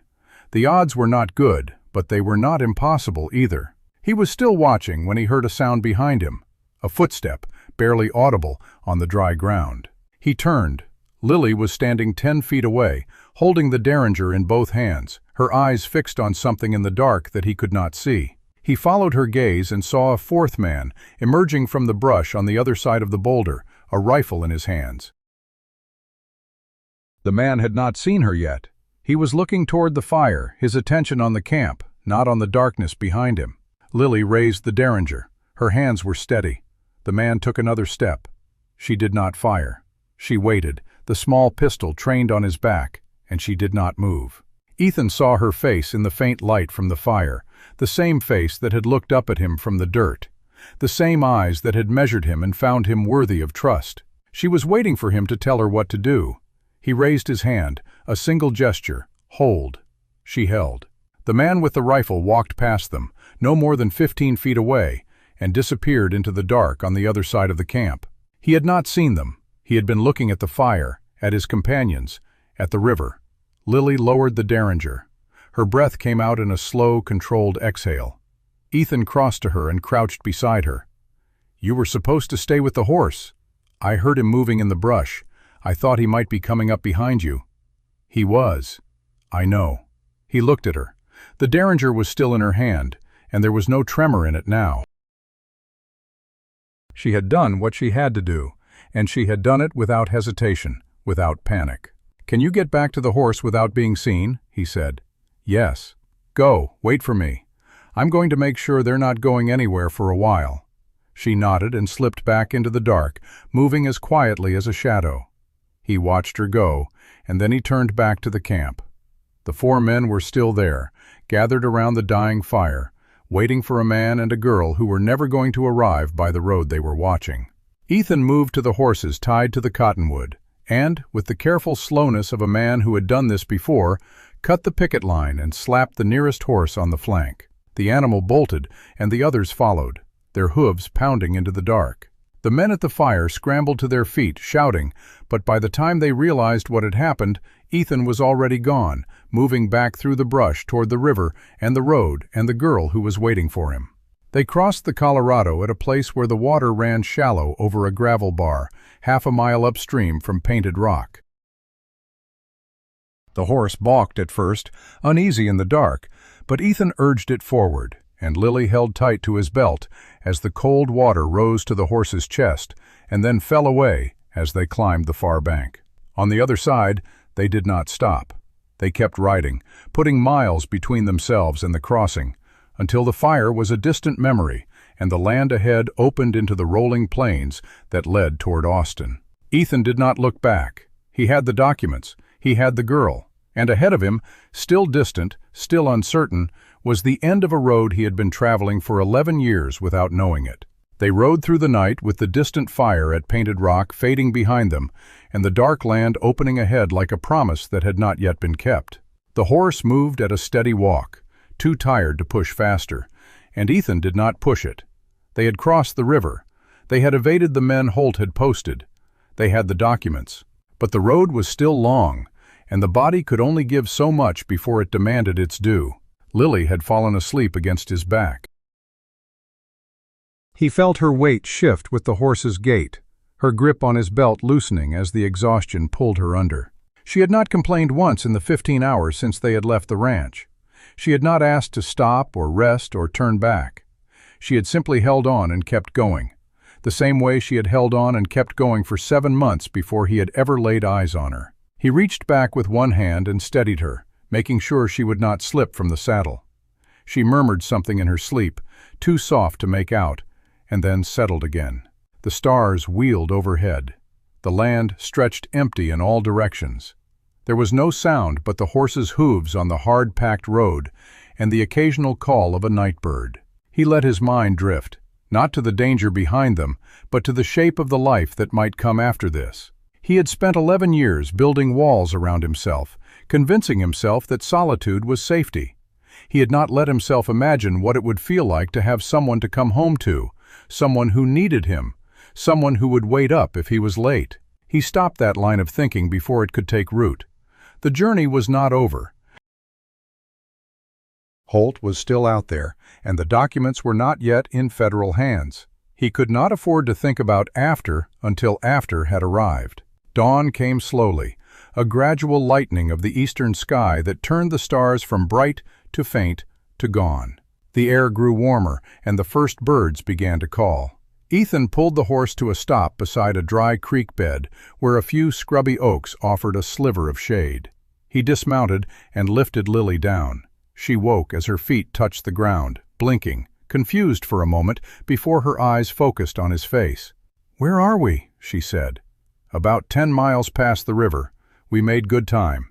She looked around, taking in the empty landscape, the pale sky, the horse standing with its head down and its sides heaving. "How much further?" 70 miles. Maybe a little more. We need to rest the horse for a few hours, or we won't make it at all." She nodded and sat down with her back against one of the oaks. He handed her a canteen and a piece of hardtack, and she ate without enthusiasm, chewing mechanically, her eyes half closed. He sat down a few feet away and did the same, letting his own exhaustion settle into his bones. The morning was quiet. A breeze moved through the dry grass, carrying the smell of dust and sun-heated earth. He checked the oilcloth bundle in his saddlebag, running his fingers over the cord to confirm it was still secure.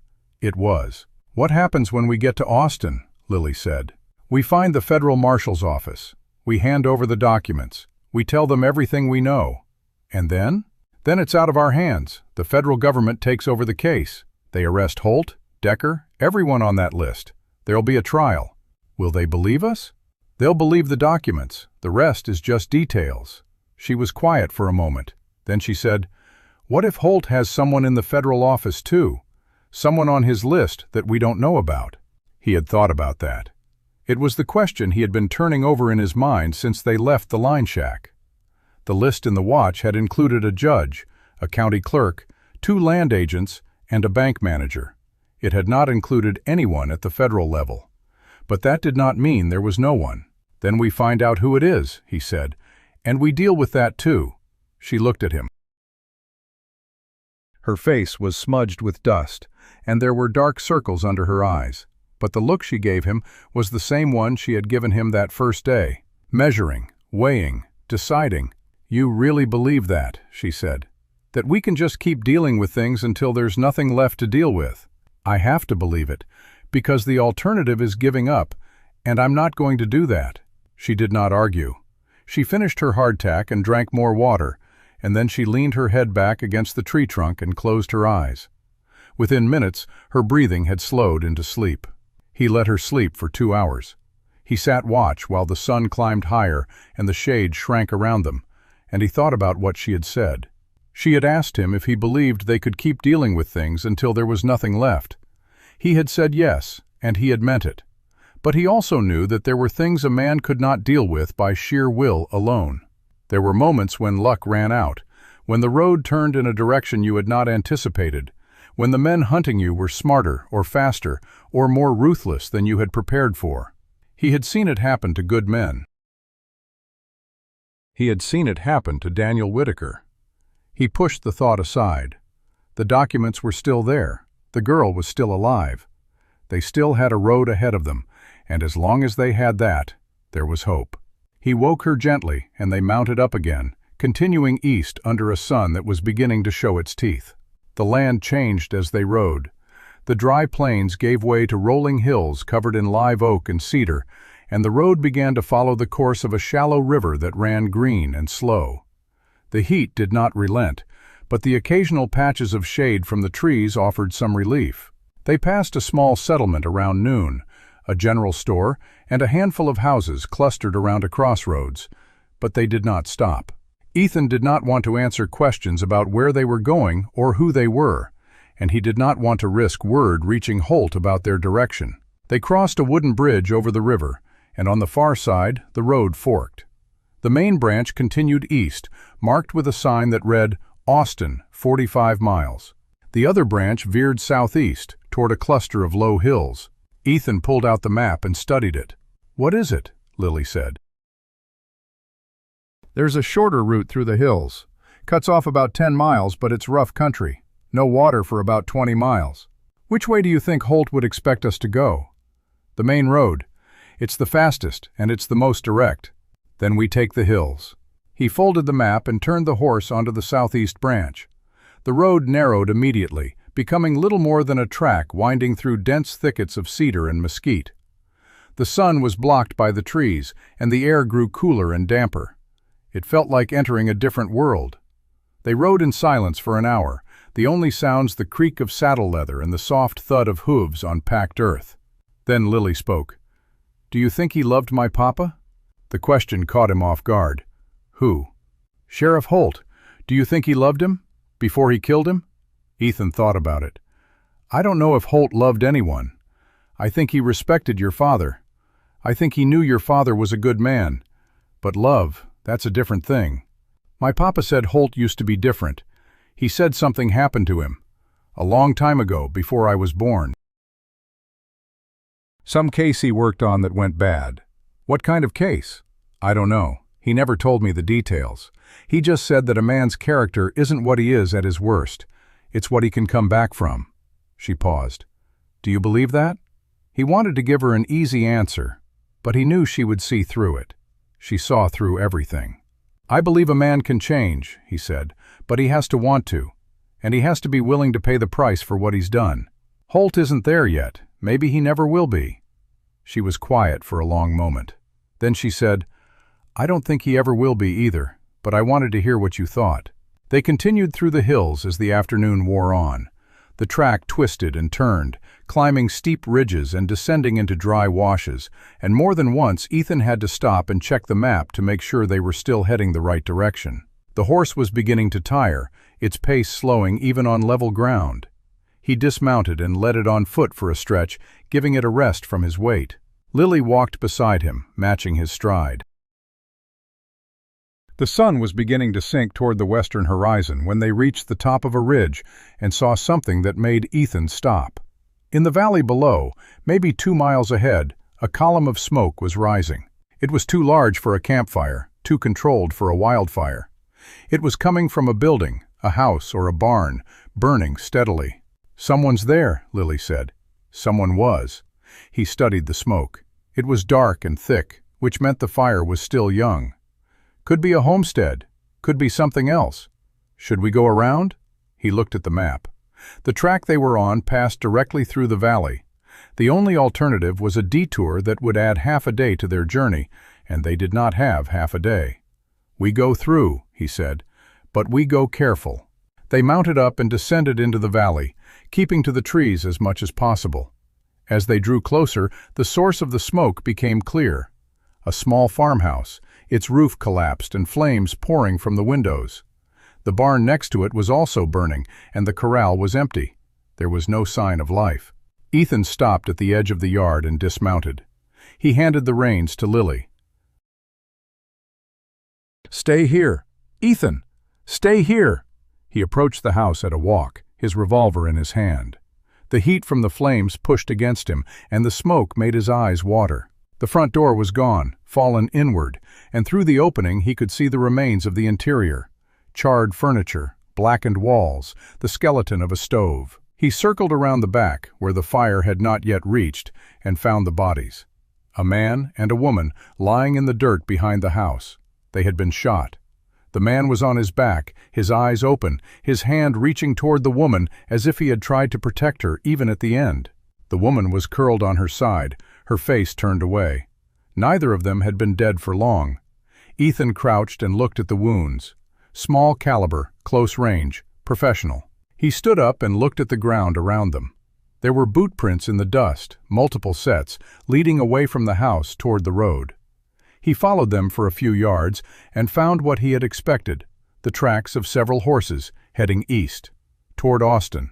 He walked back to where Lily waited. She was looking at the burning house with an expression he had seen before, the same expression she had worn when she looked back at Red Hollow from his horse that first day. The expression of someone who was adding another weight to a load that was already too heavy. "Who were they?" she said. "I don't know. Settlers, maybe. People who lived out here alone." "Did Holt do this?" He did not want to answer, but he could not lie to her. "I think so. Or someone working for him. They're burning everything between us and Austin, cutting off any place we could stop for help." "Why would they kill people who had nothing to do with us?" "Because they can. Because it sends a message. Because Holt wants to make sure that anyone who might help us knows the cost." She looked at the bodies, still visible from where they stood, and her face went very still. Then she turned away. "We should bury them," she said. "We don't have time. They deserve a burial." He looked at her. She was not arguing. She was stating a fact, the same way she had stated facts since the moment he had met her. The bodies deserved to be covered. It was the right thing to do. And she expected him to do it because he was the kind of man who did the right thing. He found a shovel in the barn, which was not yet fully consumed by the flames, and dug 2 graves in the hard ground behind the house. It took 40 minutes. The sun was nearly down by the time he finished, and the fire had begun to die, leaving only embers and the smell of smoke. Lily found a Bible in the house, its cover scorched, but the pages intact, and she read a passage from it while he stood with his hat in his hand, and the evening breeze cooled the sweat on his face. She closed the Bible and set it on the man's chest, and then she stepped back. "We should go," she said. They rode east into the gathering dark. The smoke followed them for a mile, a dark plume against the stars, and then the wind shifted and it was gone. The hills gave way to open plains as the night deepened. The road widened and straightened, and they made better time despite the darkness. Ethan did not push the horse harder than it could go, But he did not let it slow either. The bodies in the yard behind them had sharpened something in him, a clarity that cut through the exhaustion. Holt was not just trying to stop them. He was punishing anyone who got in his way, and the only way to stop him was to get to Austin before he could do any more damage. Lily had not spoken since the burial. She rode with her arms around his waist and her head against his back, and he could feel that she was awake, her body rigid with concentration. He wanted to say something to her, something that would ease the weight she was carrying, but he did not know the words. He had never been good with words. He had always let his hands speak for him. They stopped once, just before midnight, to rest the horse and drink from the canteens. The water was getting low. They had maybe half a day's worth left, and Austin was still a full day away. If they did not find water tomorrow, they would be in trouble. He did not tell Lily that. She had enough to carry. They mounted up again and continued through the night. The stars wheeled overhead, the same stars that had guided travelers across this land for centuries. And Ethan followed them east, toward the place where the case would end and something else would begin. The sun was rising when they saw it. A smudge on the horizon, low and gray, that resolved as the light grew into the shape of buildings. Austin. Still distant, still hours away, but real. Ethan pulled the horse to a stop and let himself look at it for a moment. He had not been sure, until now, that they would make it. "That's it," he said. Lily lifted her head. She looked at the distant buildings and something in her face changed. Not relief, exactly. Something more like surrender, the letting go of a tension she had been holding for 7 months without knowing it. "We made it," she said. "Almost." He touched the saddlebag where the oilcloth bundle rested. "We still have to get there." They pushed on. The sun climbed and the heat returned, but the promise of the city ahead kept them moving. The road filled with more travelers as they approached. Wagons, riders, a stagecoach rattling past with its horses in a lather. The isolation of the journey fell away, replaced by the noise and dust of civilization. They reached the outskirts of Austin in the late morning. The buildings grew denser, the streets busier. The smell of smoke and horses and cooking food filled the air. Ethan guided the horse through the unfamiliar streets, asking directions twice until he found the building he was looking for. A 2-story stone structure with a sign above the door that read, "United States Marshal's Office, Western District of Texas." He dismounted. He lifted Lily down. He tied the horse to the rail and stood for a moment with his hand on the saddlebag, feeling the weight of everything that had brought them here. "You ready?" he said. She looked at the building. Her hand went to the watch at her neck, the way it always did when she needed courage. "Yes," she said. They walked up the steps together and pushed open the door. The office inside was plain and functional. A desk sat in the center of the room, and behind it sat a man in a dark vest with a badge pinned to his chest. He looked up as they entered, his eyes moving over them with the practiced assessment of a lawman who had seen every kind of trouble walk through his door. "Can I help you?" he said. Ethan set the oilcloth bundle on the desk. "My name is Ethan Cole. This is Lily Whitaker.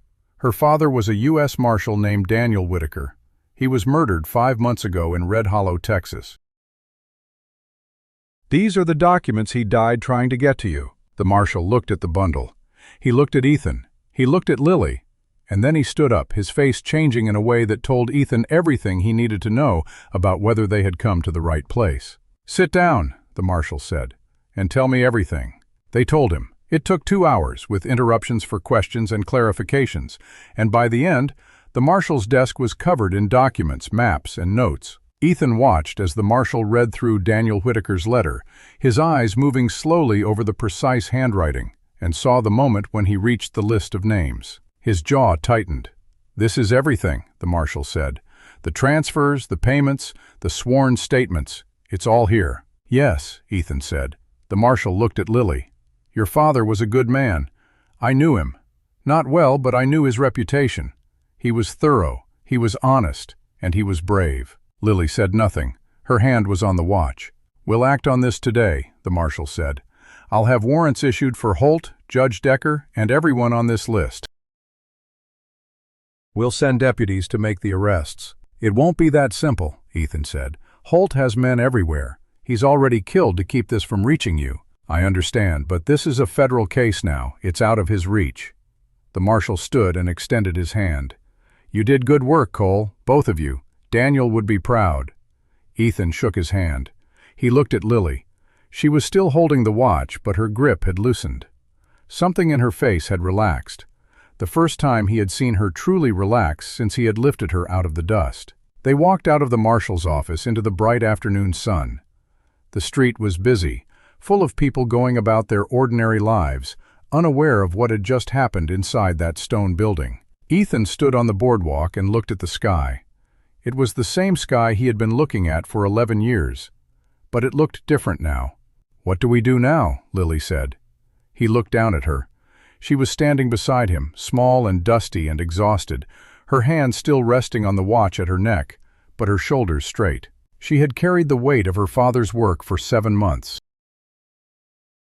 She had carried it through hunger and fear and cold and loneliness. She had carried it to this place, through this door, and she had laid it down. "Now," he said, "we find a place to get something to eat, and then we find a place to sleep, and then we figure out what comes next." She looked up at him, and for the first time since he had met her, she smiled. Not the almost smile he had seen before, but a real one, small and tired and full of something that looked like hope. "A meal sounds good," she said, "and a bed sounds better." He put his hand on her shoulder, the same way he had done in the saloon, and they walked down the street together, leaving the marshal's office behind, leaving the long road behind, leaving the weight of the past behind, one step at a time. They found a small cafe on a side street, a place with a faded awning and the smell of frying bacon drifting out through the open door. It was the kind of place where working men ate, where the coffee was strong and the plates were heavy, and no one asked questions. Ethan pushed the door open and held it for Lily, and she walked in ahead of him, her boots scuffing the worn wooden floor. The woman behind the counter looked up as they entered.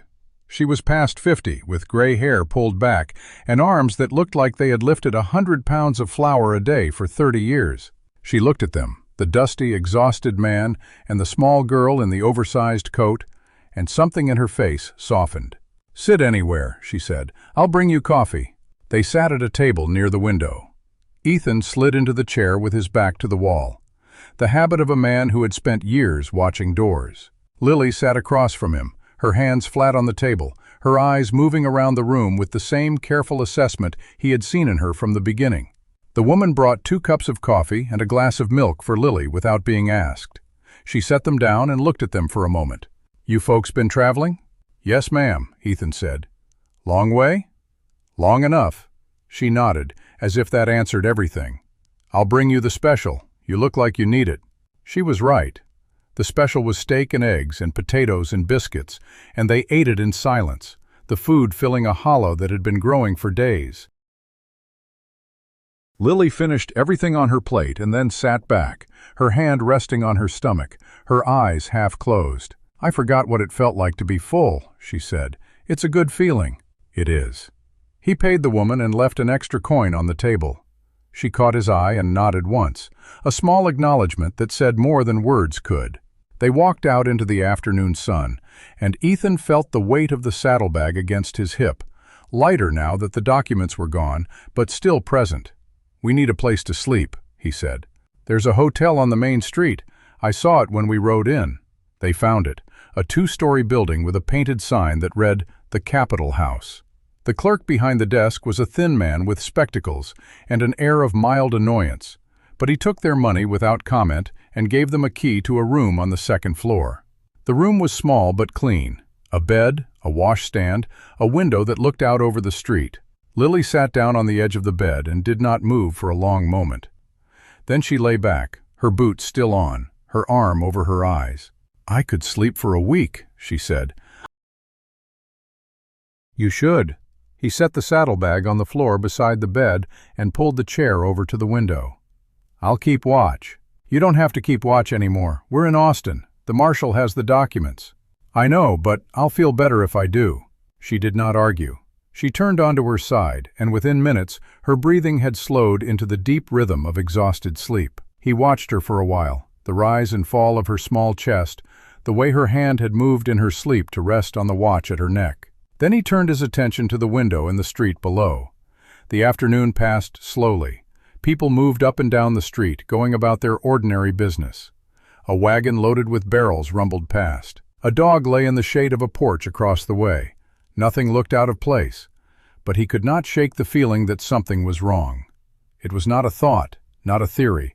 It was a sensation, the same sensation that had kept him alive in the years before Red Hollow, when he had been a different kind of man. He was still watching when he saw the man.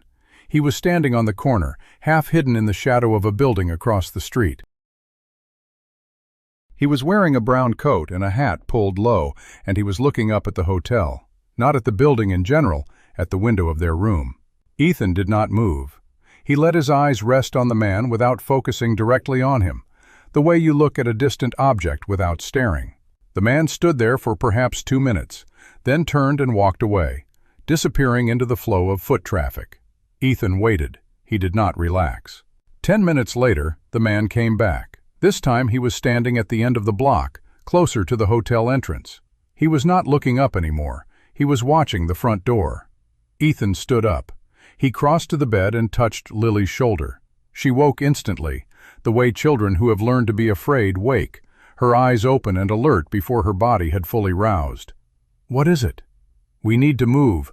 There's a man outside watching the hotel." She sat up without question. She had been doing this long enough to know that questions came after safety, not before. She pulled on her boots and stood, the derringer already in her hand. "Back door?" she said. "I don't know if there is one." "We'll find out." They left the room and moved down the hall to the rear of the building. There was a door at the end, marked Exit, that opened onto a narrow staircase leading down to an alley. They took it, moving quickly and quietly, and emerged into a passage between 2 buildings that opened onto a side street. Ethan looked both ways. The side street was empty. He took Lily's hand and they walked west, away from the main street, putting as much distance as possible between themselves and the man watching the hotel. They walked for 10 minutes, cutting through alleys and crossing streets, until they reached a part of town that was quieter, more residential. Ethan found a small boarding house with a sign in the window. "Rooms by the week." He knocked. A woman answered, old and sharp-eyed, and she looked them over with the same assessment as the cafe woman. "We need a room for the night," he said. "Just one night." "You in trouble?" "No, ma'am, just traveling through." She looked at Lily. Lily looked back. Whatever the woman saw in her face must have been enough, because she stepped aside and let them in. The room was smaller than the one at the hotel, with a single bed and a window that faced a brick wall. It was clean. It was safe. Ethan locked the door and pulled the curtain closed. Lily sat on the bed. She was holding the derringer in both hands, looking at it, not at him. "He found us," she said. "He found the hotel. That doesn't mean he found us. He knows we're in Austin. He knows what we look like. He knows what we came here to do. And he can't do anything about it. The documents are in federal hands. The marshal is acting on them. Even if Holt kills us both right now, it won't stop what's already in motion." She looked up at him. Her eyes were dry, but there was something in them that he had not seen before. Not fear, not anger, but something closer to weariness. The kind of weariness that comes from having been brave for too long. "I'm tired," she said. "I know. I'm tired of running. I'm tired of looking over my shoulder. I'm tired of being afraid." He sat down on the floor across from her, his back against the wall. "I know," he said again, "and I can't tell you it's over, because I don't know that it is. But I can tell you that you're not alone. Whatever comes next, you don't have to face it by yourself." She looked at him for a long moment. Then she set the derringer on the bedside table and lay down on the bed, curling on her side with her hand on the watch. He stayed on the floor, his back against the wall, his eyes on the door. The evening passed. The light through the curtain faded from gray to black. The sounds of the boarding house settled around them, footsteps in the hall, the murmur of voices, the clatter of dishes from the kitchen below. He did not sleep. He sat and listened to the dark and thought about the man in the brown coat and what he meant. A knock came at the door, soft and deliberate. 3 taps. Ethan was on his feet before the 3rd tap landed, the revolver in his hand. He crossed to the door in 2 steps and stood to the side of it. "Who is it?" "Deputy Marshal Crane. Elias Crane sent me." Ethan hesitated. Elias Crane was the name he had sent word to that first night after the saloon. The man who had trained him, the one contact he trusted in San Antonio. He had not heard back from Crane, had not known if the message had even reached him, but the name at the door was the right one. He opened the door a crack. A young man stood in the hall, clean-shaven, with a badge on his vest, and the steady eyes of someone who had been doing this job long enough to know what it cost. "Mr. Cole?" "That's me. Deputy Marshal Thomas Webb. Marshal Crane received your message. He sent me to find you. Said to tell you he's at the federal office and he needs to see you tonight." "How did you find us?" "Marshal Crane has been in touch with the Austin office. They told him you'd already delivered the documents. I checked the hotel on Main Street, but you'd already left. The clerk said a man had been asking about you. I figured you'd found somewhere else to stay. There aren't that many boarding houses in this part of town." Ethan studied him. The young man met his gaze without flinching. "Is Crane here?" Ethan said. "He arrived on the afternoon stage. He's at the federal office with Marshal Denton. They're going over the case. He asked me to bring you and the girl." Ethan looked back at Lily. She was sitting up on the bed, her hand on the derringer, watching. "What about the man watching the hotel?" he said. "We picked him up an hour ago. He's in custody. He's one of Holt's men. Gave us a name and a story before we even asked him anything." Ethan felt something loosen in his chest. He holstered his revolver and opened the door fully. "All right, we'll come." They followed the deputy through the dark streets, Lily walking close to Ethan's side. The federal office was lit from within, the windows glowing yellow. They walked in and found two men standing over a desk covered in papers. One was the marshal from that morning, Denton. The other was older, with gray at his temples and a face that looked like it had been through a lot of weather.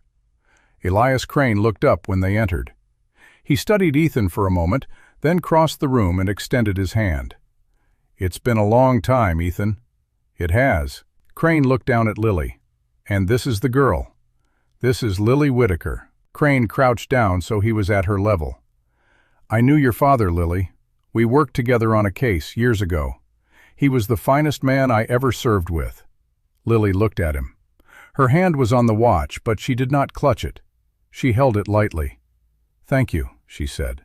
Crane stood. He looked at Ethan. "We've got a situation. The documents are solid. The case is strong. But Holt is still out there, and he's not alone. Judge Decker is with him. They've got maybe a dozen men, maybe more, and they know we're coming for them." "Where are they?" "We think they're holed up in a ranch about 30 miles south of here. Belongs to a man named Garner, one of Decker's associates.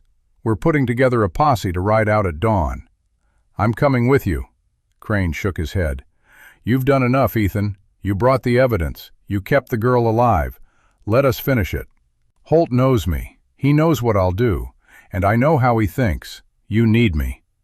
Crane looked at him for a long moment. Then he nodded slowly. "All right. But the girl stays here. She's not going anywhere near that ranch." Ethan looked at Lily. She was looking at him with the same steady gaze she had worn since the day he had first seen her. "I'll stay," she said, "but you come back." "I will," he said. She did not argue. She did not cry. She simply nodded and walked to a chair in the corner and sat down, her hand resting on the watch, her eyes fixed on the door. The posse gathered in the gray light before dawn. 12 men, including Crane, Denton, and 3 deputy marshals. The rest were volunteers, men who had heard about the case and wanted to see it through. Ethan recognized some of the faces from the saloon, men who had been silent for years and were now ready to speak. They rode out as the sun was breaking over the eastern hills. The air was cool and clean, and the land stretched ahead of them, open and waiting. Ethan rode near the front, his revolver heavy on his hip, his eyes scanning the horizon. The Garner Ranch was a low cluster of buildings set against a rise, with a creek running along the southern edge. They approached from the east, using a dry wash for cover, and dismounted a quarter-mile out. Crane signaled for the men to spread out, and they moved forward on foot, keeping low. The ranch was quiet, too quiet. No smoke from the chimney, no movement in the yard. Crane stopped behind a low wall and raised his hand. The men held position. "Something's wrong," he said. Ethan agreed. He had been feeling it since they crested the last ridge, a stillness that did not feel like absence. It felt like waiting. "We go in," Crane said. "Slow and careful. Watch your flanks." They moved into the yard. The main house was dark, the door hanging open. The barn was empty. The corral was empty. There were tracks everywhere, but they were old, maybe a day old, already blurred by the wind. The ranch was abandoned. Crane stood in the center of the yard and turned slowly, taking it in. They knew we were coming. Someone tipped them off. Ethan looked at the empty buildings, the cold fire pit, the silence that was heavier than sound. They had come to end this, and the end had slipped away. But somewhere out there, Wade Holt was still riding, and as long as he was riding, the case was not closed. He turned to Crane. "We'll find him." Crane looked at the empty horizon. "We will, but not today." They rode back to Austin in the afternoon heat, the horses tired and the men silent. The victory that had felt so close that morning had evaporated, leaving only the dust and the long road behind them. Ethan thought of Lily, waiting in the federal office with her hand on her father's watch. He thought of what he would tell her when he walked through the door. And he thought of Holt, somewhere out there, still running, still holding on to the last shreds of the life he had built on stolen ground. The hunt was not over. It had just begun. The days after the empty ranch settled into a strange, suspended rhythm. Ethan stayed in Austin with Lily, sleeping on a cot in the federal office while she took the room at the boarding house that the deputy had found for them. He checked on her every morning and every evening, and each time he found her sitting by the window, her hand on the watch, watching the street. She did not ask about Holt. She did not ask about the hunt. She simply waited, the same way she had waited through 7 months of hunger and cold, with the patience of someone who had learned that time was a thing you could not rush. On the third day, word came. Holt had been spotted at a trading post near the Mexican border, 30 miles south of Eagle Pass. He was traveling alone, riding a borrowed horse, and he had sold his badge for supplies. The message arrived by telegraph, and Marshal Denton read it aloud in the office while Ethan stood with his arms crossed, and Lily sat in the corner, her eyes fixed on the marshal's face. "He's running," Denton said. "He's heading for the border. If he crosses into Mexico, we lose him. Extradition from there is a nightmare, and he's got money enough to buy protection." "How long until he reaches the border?" Ethan said. 2 days, maybe less. He's got a head start, but he's moving slow. The horse he's riding is old, and he's not familiar with the country down there." "Then we go now." Denton looked at him. "You've done your part, Cole. Let my deputies handle it." "I started this," Ethan said. "I'm going to finish it." Lily stood up. She walked to where Ethan stood and looked up at him. "I'm coming." "Lily." "I'm coming," she said again. "He killed my father. I have a right to be there when he's brought in." Ethan looked at Denton. Denton shrugged.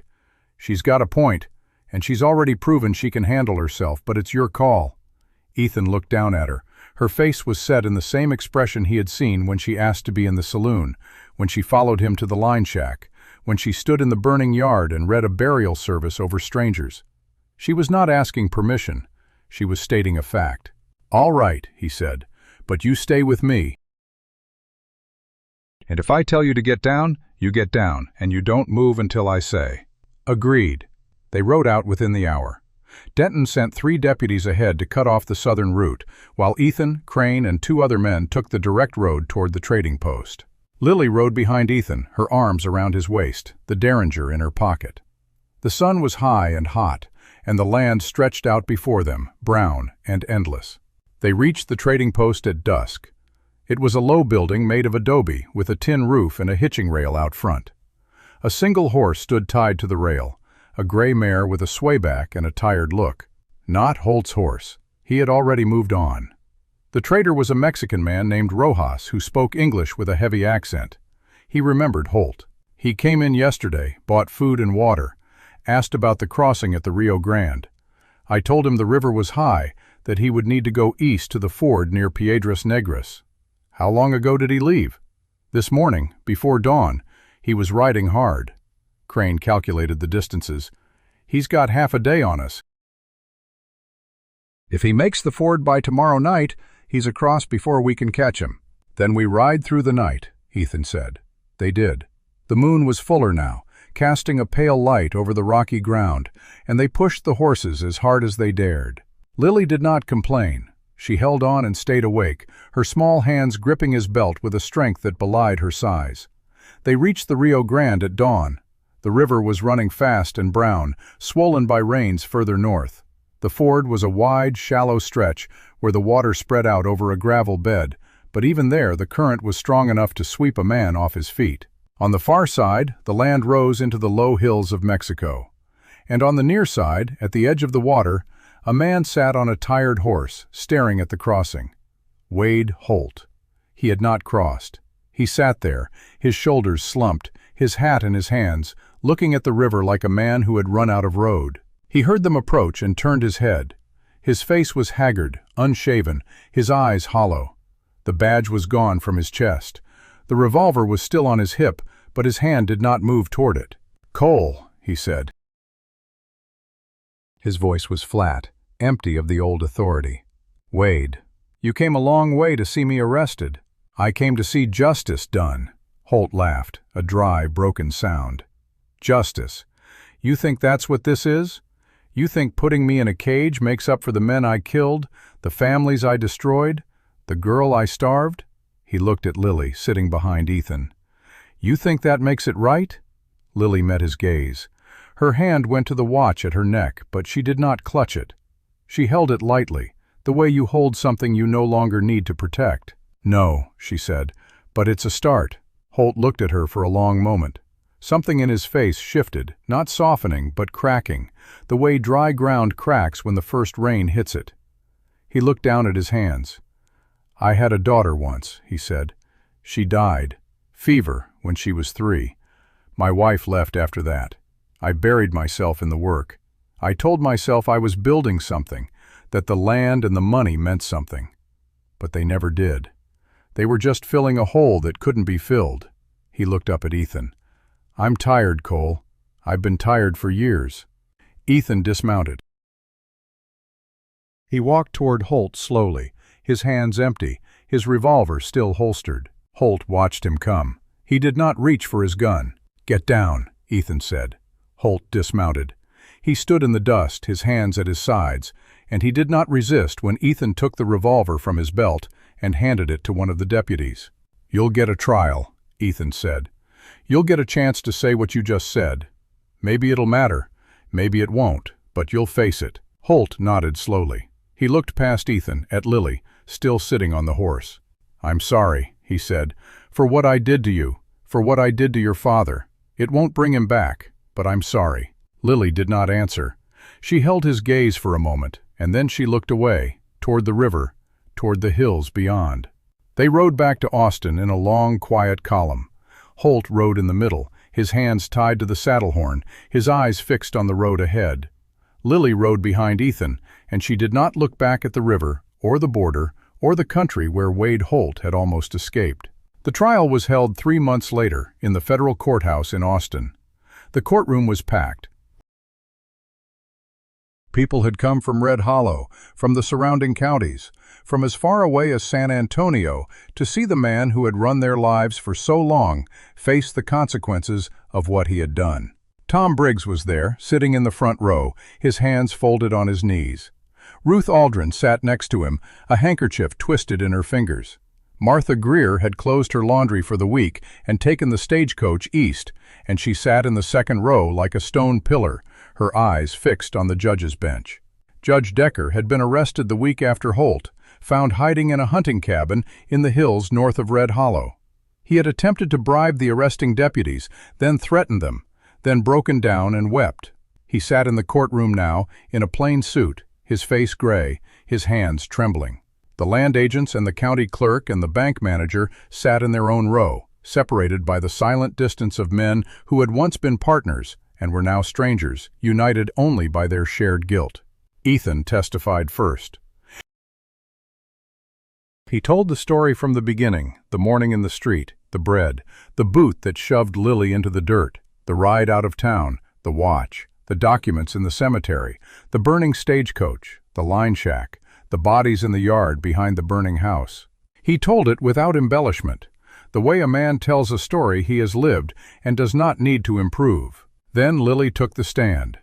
She was wearing a dress that Martha had bought for her, blue cotton with white stitching, and her hair was pulled back with a ribbon.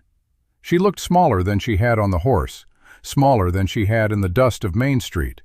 But when she stepped up to the witness box and raised her hand to swear the oath, her voice was clear and steady. The prosecutor asked her questions, gentle at first, then harder. She answered each one directly, without hesitation. She told them about the night her father came to her room, about the watch, about the paper hidden inside.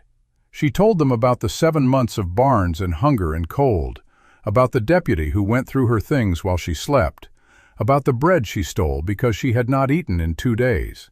The courtroom was silent. No one coughed, no one shifted in their seat.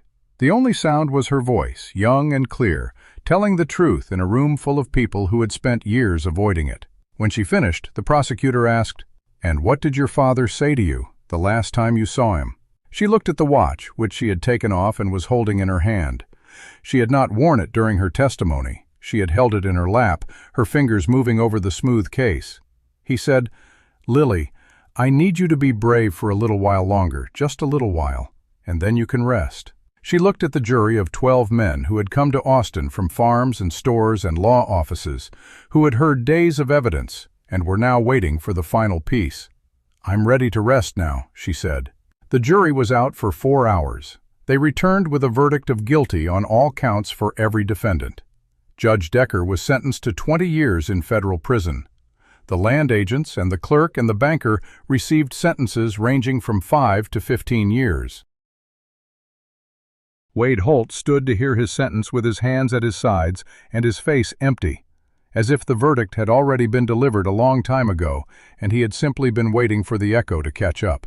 The judge sentenced him to life in prison, without the possibility of parole. As the marshals led him out, Holt paused at the door. He turned and looked back at the gallery, at the faces of the people he had wronged. His eyes found Lily, sitting between Ethan and Martha, her hand resting on the watch. He nodded once, a small thing, almost invisible. Then he was gone. The trial ended on a Thursday afternoon. That evening, Ethan and Lily walked through the streets of Austin, past the Capitol building and the hotels and the stores that were closing for the day. The air was cooler than it had been, carrying the first hint of autumn. Lily had her hand in his, not because she needed to hold on, but because she wanted to. "What happens now?" she said. "We go home." "To Red Hollow?" "To the ranch, if that's what you want." She was quiet for a moment. "I don't know if I want to go back to Red Hollow. The town, I mean. Too many memories. We don't have to live in the town. We live on the ranch. It's 8 miles away. We only go into town when we need supplies." "And school?" "There's a school in Red Hollow. Martha said she'd make sure you got there every morning, and she said she'd have you back to the ranch every evening before dark." She thought about that. "Can I still keep the watch?" "The watch is yours. It always will be." She stopped walking. She let go of his hand and took the watch off from around her neck. She held it in her palm for a moment, looking at it the way you look at something that has carried you through a long night and is no longer needed because the sun has come up. Then she held it out to him. "I want you to have it," she said. He looked at the watch. He looked at her. "Lily, that was your father's. I know, and I'll always have what he gave me. But I want you to have this, so you remember that day, when you got off your horse." He took the watch. The metal was warm from her hand. He closed his fingers around it and felt the weight of it, the same weight she had carried for 7 months. "I'll keep it safe," he said. "I know you will." They walked back to the boarding house in the quiet of the evening.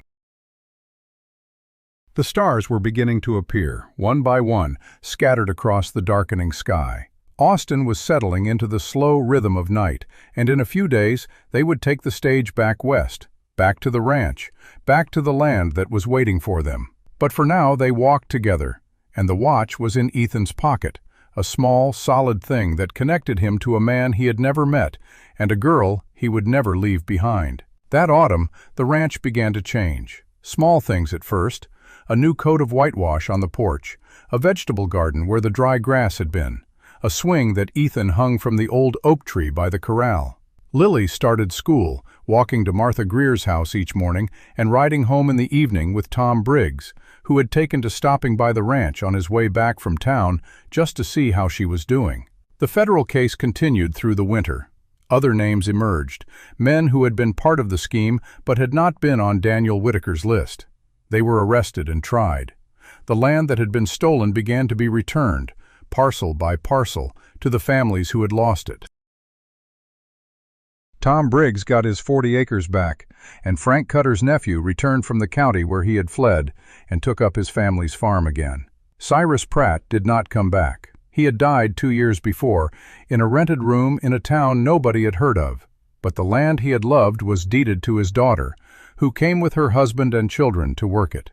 And the Hendersons, who had lost their spread and scattered to the winds, were found through the records of Daniel Whitaker's investigation, and they returned to a home that had been waiting for them.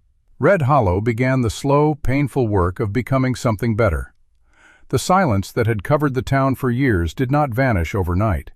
There were still men who had known what Holt was doing and had said nothing, and they carried that knowledge like a weight they could not set down. But they carried it differently now. They carried it with the knowledge that the truth had been spoken, and that speaking it had set something free. On the first day of spring, Ethan and Lily rode into Red Hollow together. They had come for supplies, but they stayed longer than they needed to. Lily walked through the streets, past the general store where she had taken the bread, past the spot in the street where she had hit the ground. She looked at each place without flinching, and then she turned and walked back to where Ethan was waiting with the horse. "I'm ready to go home," she said. He helped her up onto the saddle and swung up behind her. They rode out of town as the sun was beginning to set, painting the sky in shades of pink and gold. The dust rose behind them and settled again, and the road stretched ahead, leading to the ranch and the life that was waiting there. That night, after supper, they sat on the porch. The air was warm and soft, carrying the smell of new grass and damp earth. The stars were coming out, and in the distance, a coyote called, and was answered by another. Lily leaned against Ethan's arm. She was tired, the kind of tired that comes from a long, full day, the kind you can sleep off and wake up fresh in the morning. "Do you think he's watching?" she said. "My papa?" Ethan looked out at the dark land, at the stars scattered across it like seeds that had taken root. "I think he knows," he said. "I think he knows you made it." She did not answer. She leaned her head against his shoulder, and they sat together in the quiet, the way people sit when they have found the place where they belong.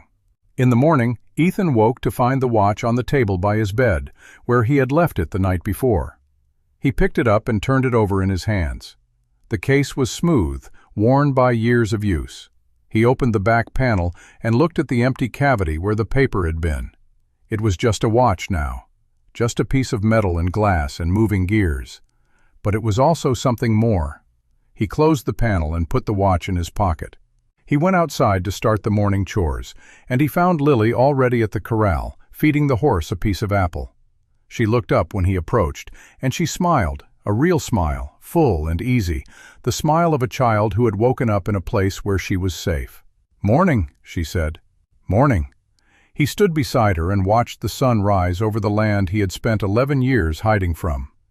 It was the same land, the same sky, the same dry grass and hard ground. But it didn't feel the same. None of it felt the same. Because this was no longer a place he was hiding in. This was a home, and a girl with her father's watch in his pocket stood beside him, and the day ahead was full of ordinary things, chores and meals and conversations, and that was enough. More than enough. This is Clint Dawson, and you've been listening to Frontier Heart Audio. Until next time, keep your heart open and your trail safe.